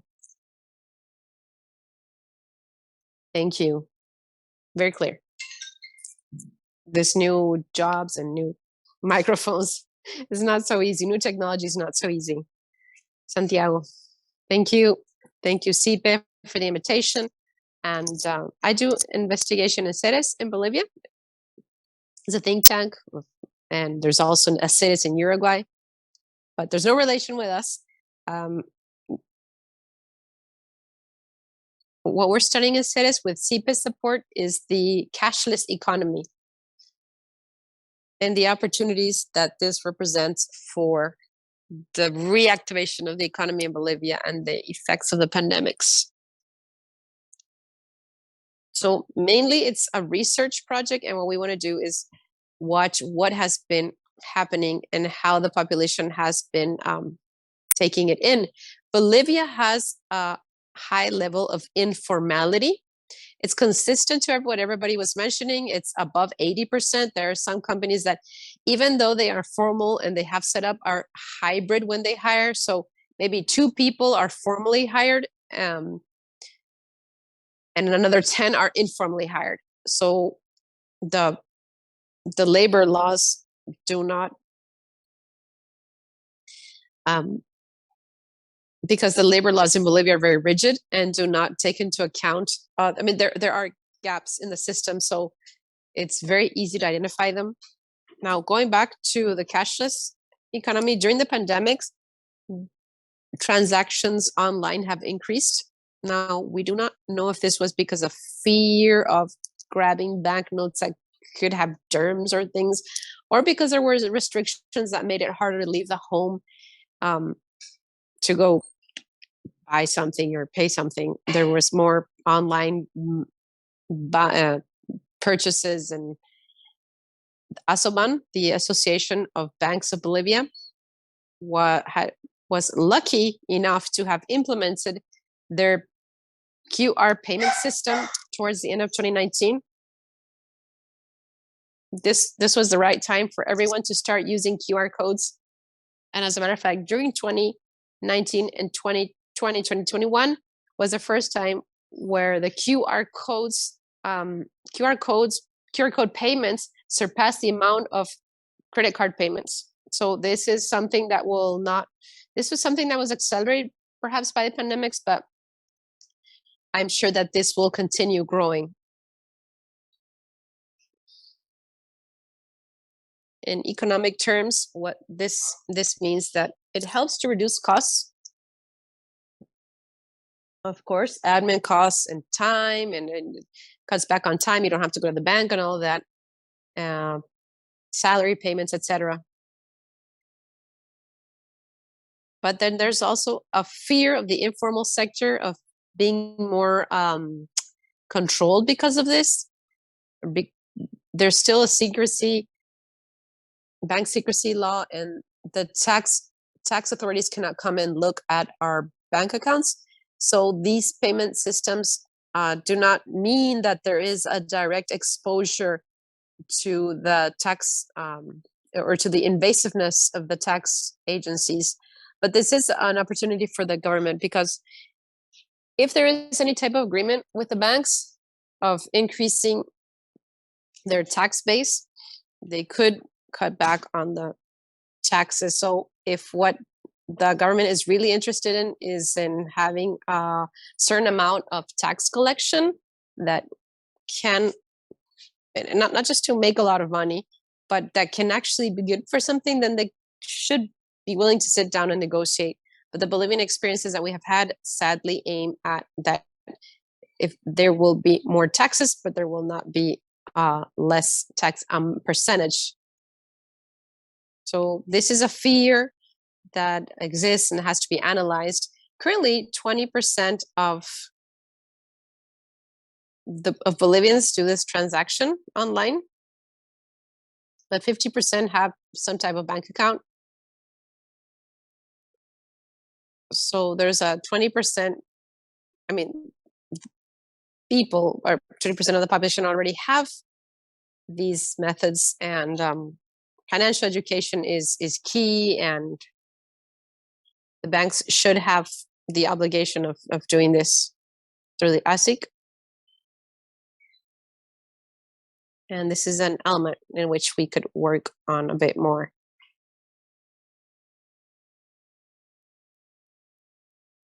So the cashless transactions are growing, but we still have a lot of work ahead so that this can be at least 50%. In the rural areas, there's still no coverage. There's no internet connections.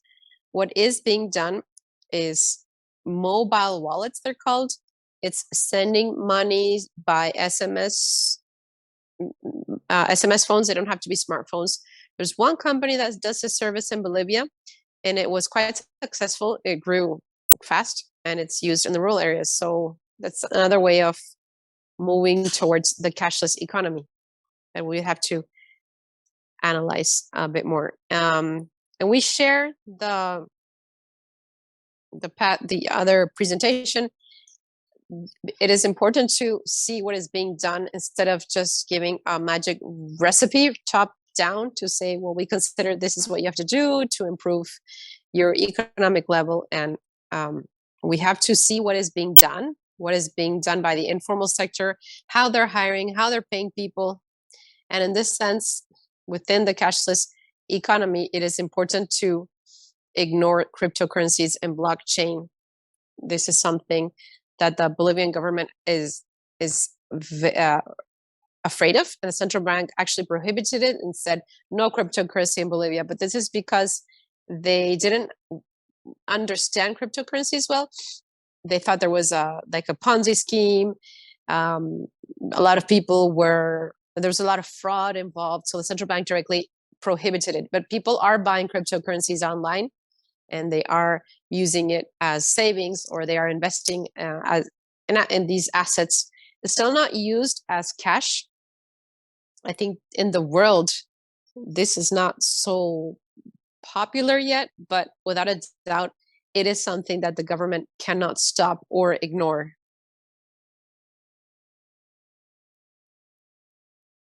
Okay, we're reaching the end. So it's important to offer flexible policies that are open to adapt to what the population wants. This also means that no policy can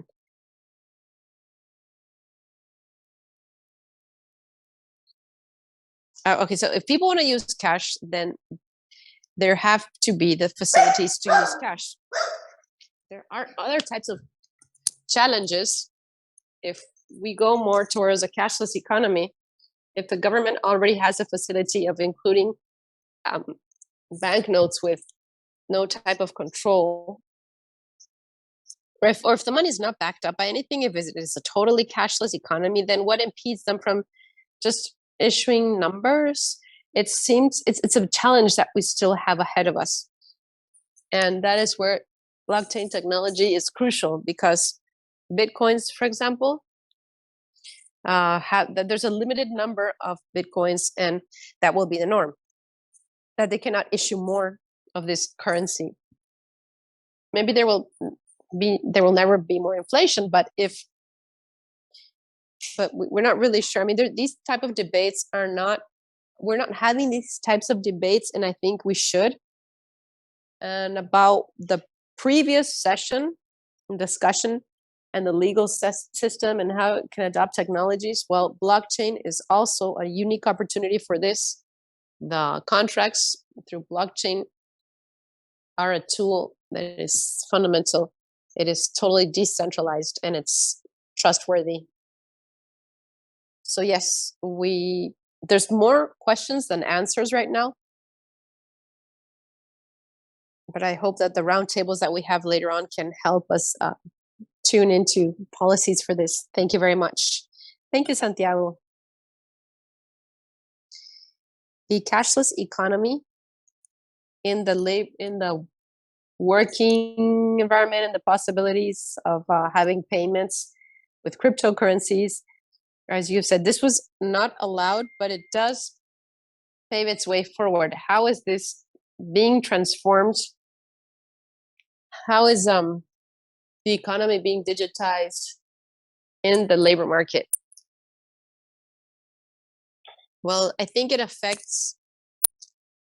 has an indirect effect because it allows for less expense in the companies. Right now in Bolivia, we don't have direct taxes that they have in Argentina, where the bank retains taxes. We don't have that yet.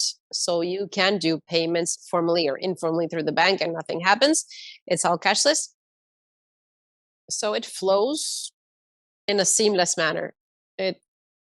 There is no modifications required so that it can be compatible. Thank you. Walter, you can use the mic. What about the support to the local think tanks and what about with regards to CNN in Guatemala? Thank you, Sipe, and thank you. They asked me to come and share a little bit about the work that we're doing in Guatemala with regards to the public policies work to recover the economy. Well, we split into 3 areas. That Hugo Maul was here. He directs the economy part. He talked about the paper and he will lead the discussion on the table. And then there's other areas like the security research and the legislature support and other types of issues that we're always trying to touch upon, because for the past 12, 14 years, we have been working with a line of thought of a macroeconomic model of what the restrictions, what restrictions growth has, or what is restricting growth in the country. And part of this has to do with supporting the companies. It is purely economical, but also other issues like lack of safety and violent deaths and the type of costs that the companies have to take over to face crime, basically. And that many of the things, or the public policies, need this support from the legislature. We know that in the principle of legality is everything. You cannot do anything that is not clearly allowed by law. And we are very active. We promoted an agenda, like the economic recovery, that supported the strategies and the growth restrictions. Well, this was modernizing the public services so that there could be an economic system that was more healthy, so that it could develop in a more adequate way. Now, with public policies, there were 2 lines always. One is we've got a certain type of project or program or policies that we're implementing or encouraging constantly, as Hugo was saying, from 2004, where we started the investigation on the market informality, and how we discovered that one of the things that we had to aim at is how we generate jobs, or how we create jobs, or how do we attract investment, and how do we make the economy in Guatemala be part of the global economy, seeking to create jobs, high amount of jobs that could solve the unemployment issue. And therefore, in the social area, we talk about education. Towards the end of last year, I published a research paper on how to make the best of technology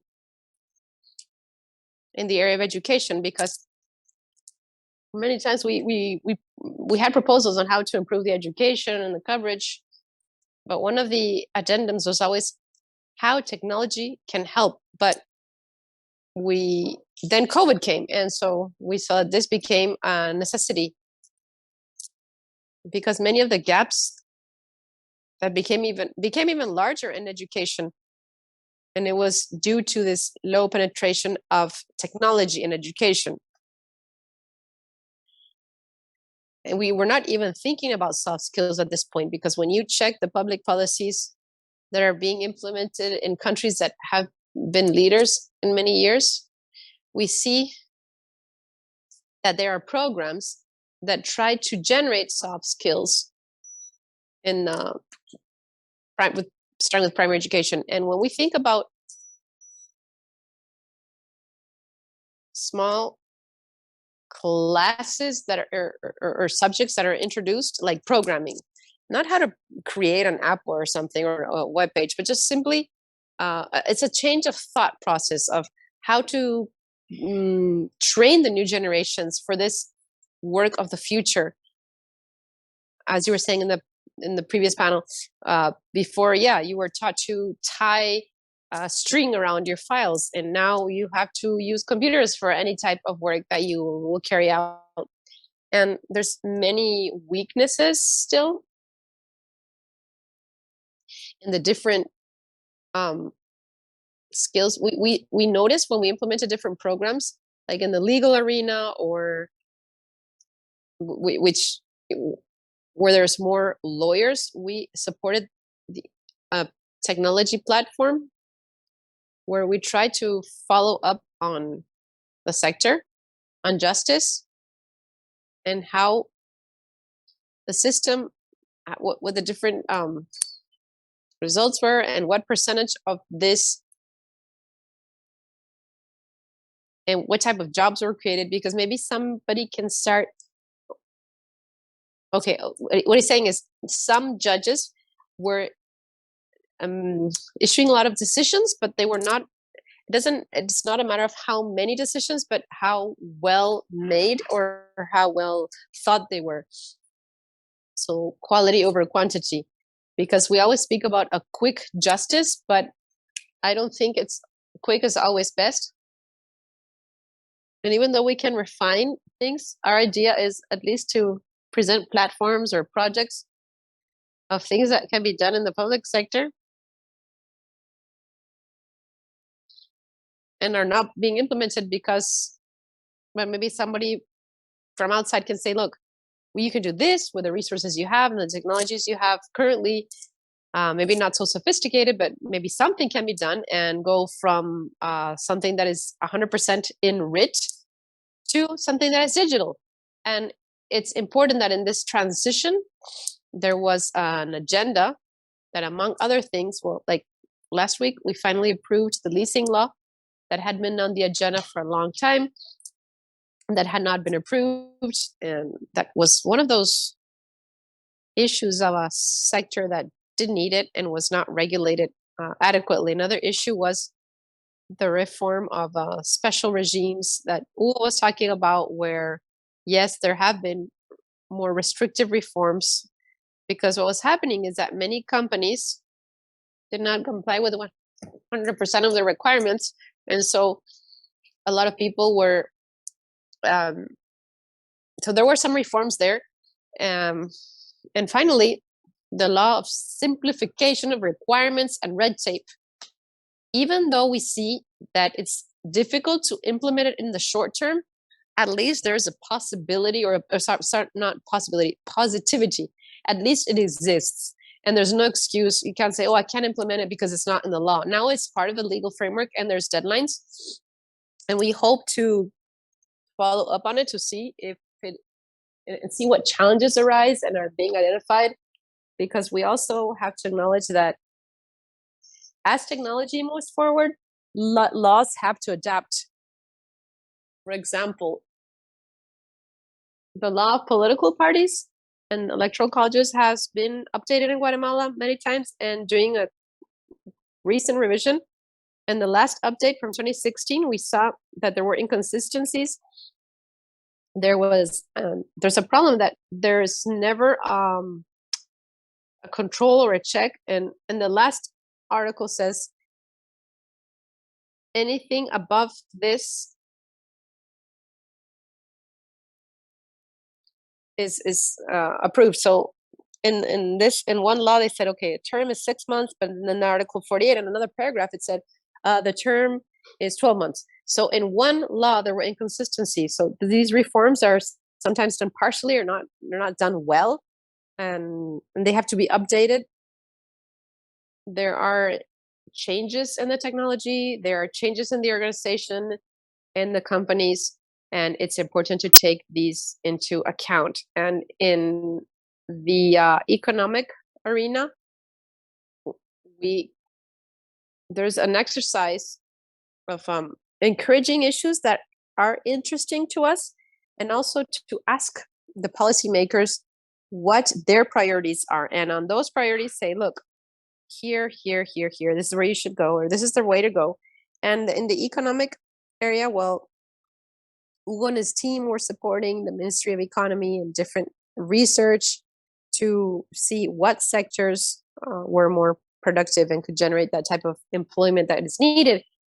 And the SMEs and the value chains and the association of the small producers to the value chains. And with regards to innovation, and how innovation in the Ministry of Economy can help this ecosystem be more healthy, and what are the bottlenecks so that we can overcome them, identifying these bottlenecks for the companies to actually grow. And we don't want the state to be a hurdle in their path and in their growth, or an obstacle. Thank you very much, Walter. Within all these tasks, we saw that there is a monitoring to in the recovery plan and the reactivation for the future work. So what could you point out? What has gone well from that reactivation plan? What has gone well for employment and for work? In terms of growth, Guatemala has had a very low growth. It was stable, but 3.5% during many years, low but stable. And there was a setback with COVID. The recovery, as we had foreseen, was good. In 2021, the growth was 7.5%. And for the next year, we estimate a growth of 4.5%. So 1 point higher than what we had been seeing. As part of this recovery, even though it was not so marked in other countries, if you do not compare, like if you compare it to the last year, obviously that growth of 7.5% is huge. But if you look at the GDP growth in the last years and you compare 2019, which was a pre-pandemic year, well, then maybe the growth was at around 2 or 2.5%. But when we check the statistics of other countries, we see that it was not so high. This recovery was not so high. And a great part of the lessons learned in the countries was that there was indeed an exercise on behalf of all the government. When I speak of the government and the state, I speak of the executive and the judiciary and the legislative branch that all supported us in this facilitating of things. So there was a unity between all the players that they didn't want to work together so that we could leave behind the pandemic as quickly as possible. But there were some issues there when the procurement law that we had been showing, or we had been saying that in order to avoid corruption,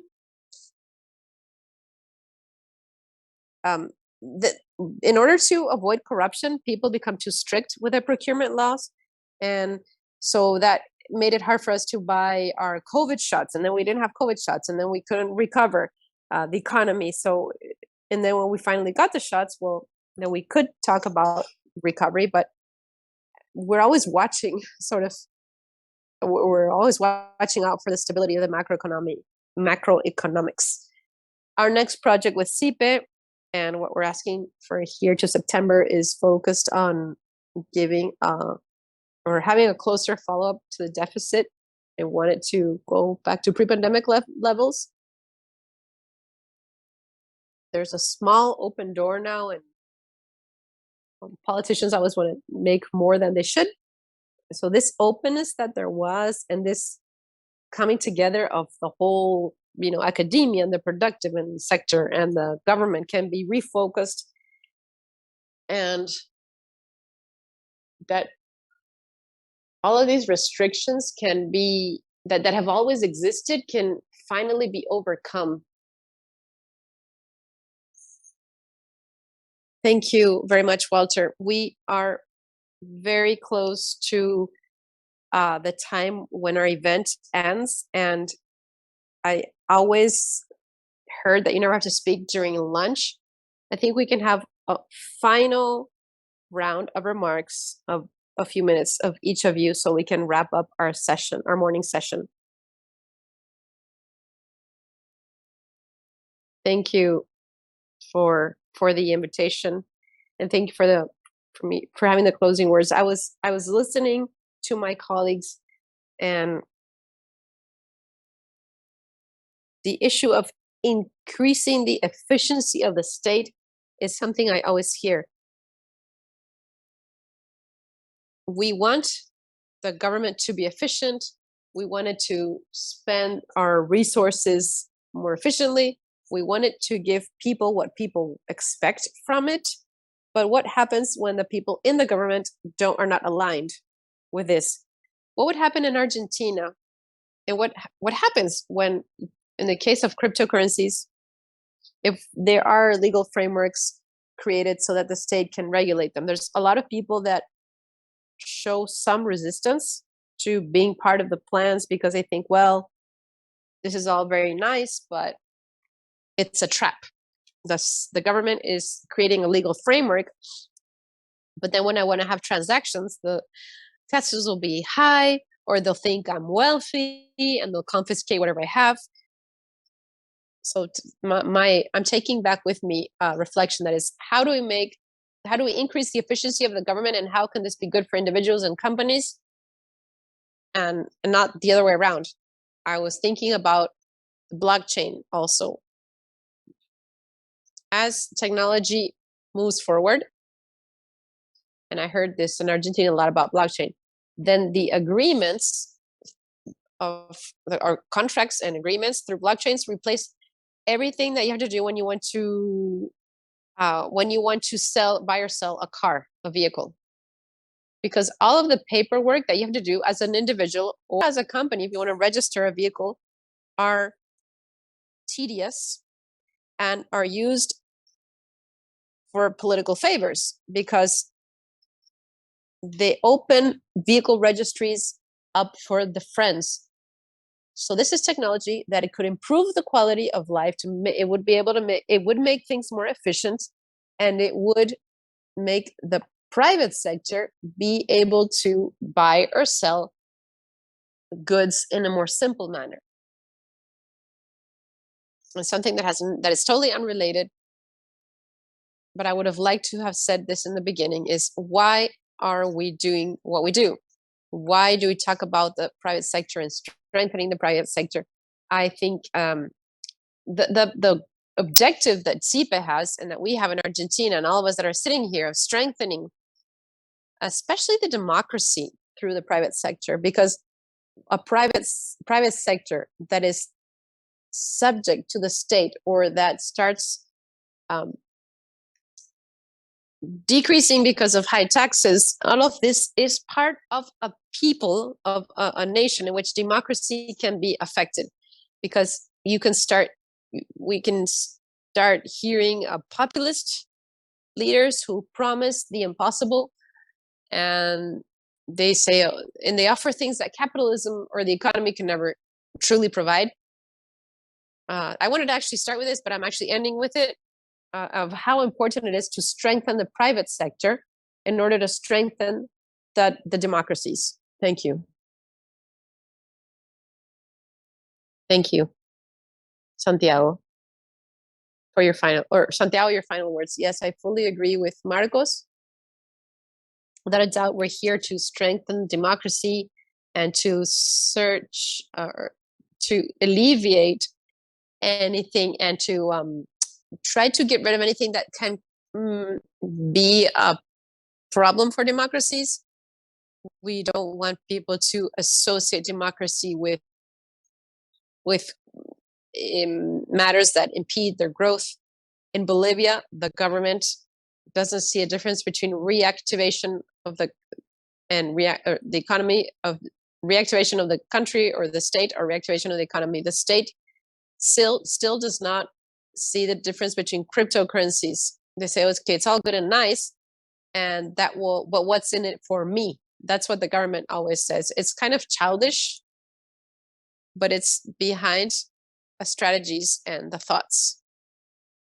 So it is very important to generate policies that promote this.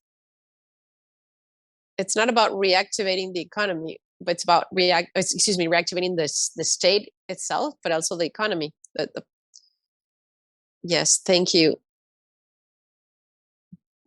The main learning I'm taking home with me after hearing everyone and the discussions that we'll have later on in each of the tables is, and maybe we didn't mention it here before, but I do want to talk about that activity that we are involved in to improve the economic growth and the companies. And I do feel that everything that we will talk about, if we talk about cashless or economic freedom, there is a responsibility, not only in these countries, but in Latin America. We have to kind of be evangelists of these issues, missionaries. We have to talk about how to apply this and how this, many times people don't really know what the scope is of everything, of all our efforts individually. So one of the objectives we is to have an influence in the traditional politics when politicians start offering things. So at least to be there and say, no, wait, what you're saying is not aligned, or is it's we can at least say, oh, this is unconstitutional. Sometimes people have ideas that can be very similar to ours, and we can say, no, look, we've looked into this, and we have some information that can be good for you if you make it to the office. So it is an important role that we as academia we don't only have to lay the egg, we also have to allow it to hatch. Sometimes we are too involved in what we are investigating, and then we make a very big analysis, and we assume that people understand what we're getting at, but sometimes we have to go back and write on, take notes and explain and make diagrams and pictures and write on chalkboards. It's not that people don't have the information, they just don't know how to read it or how to digest it.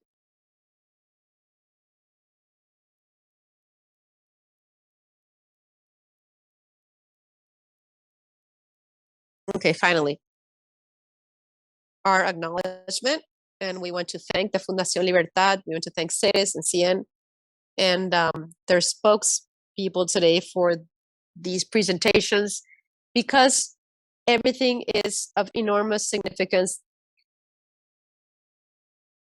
and to CIPE and to the work. These supplies will be great for this afternoon. For me, it has been an immense honor and pleasure to share this morning with you. And I want you to give a big round of applause to our guests, and then we can go to lunch. Thank you very much, everyone.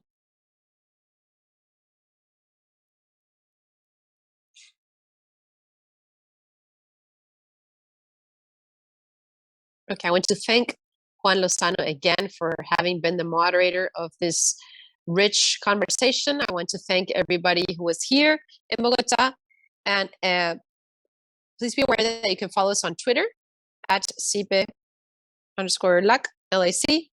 And I also want to thank the people that were with us listening online. And with that, we close this part of the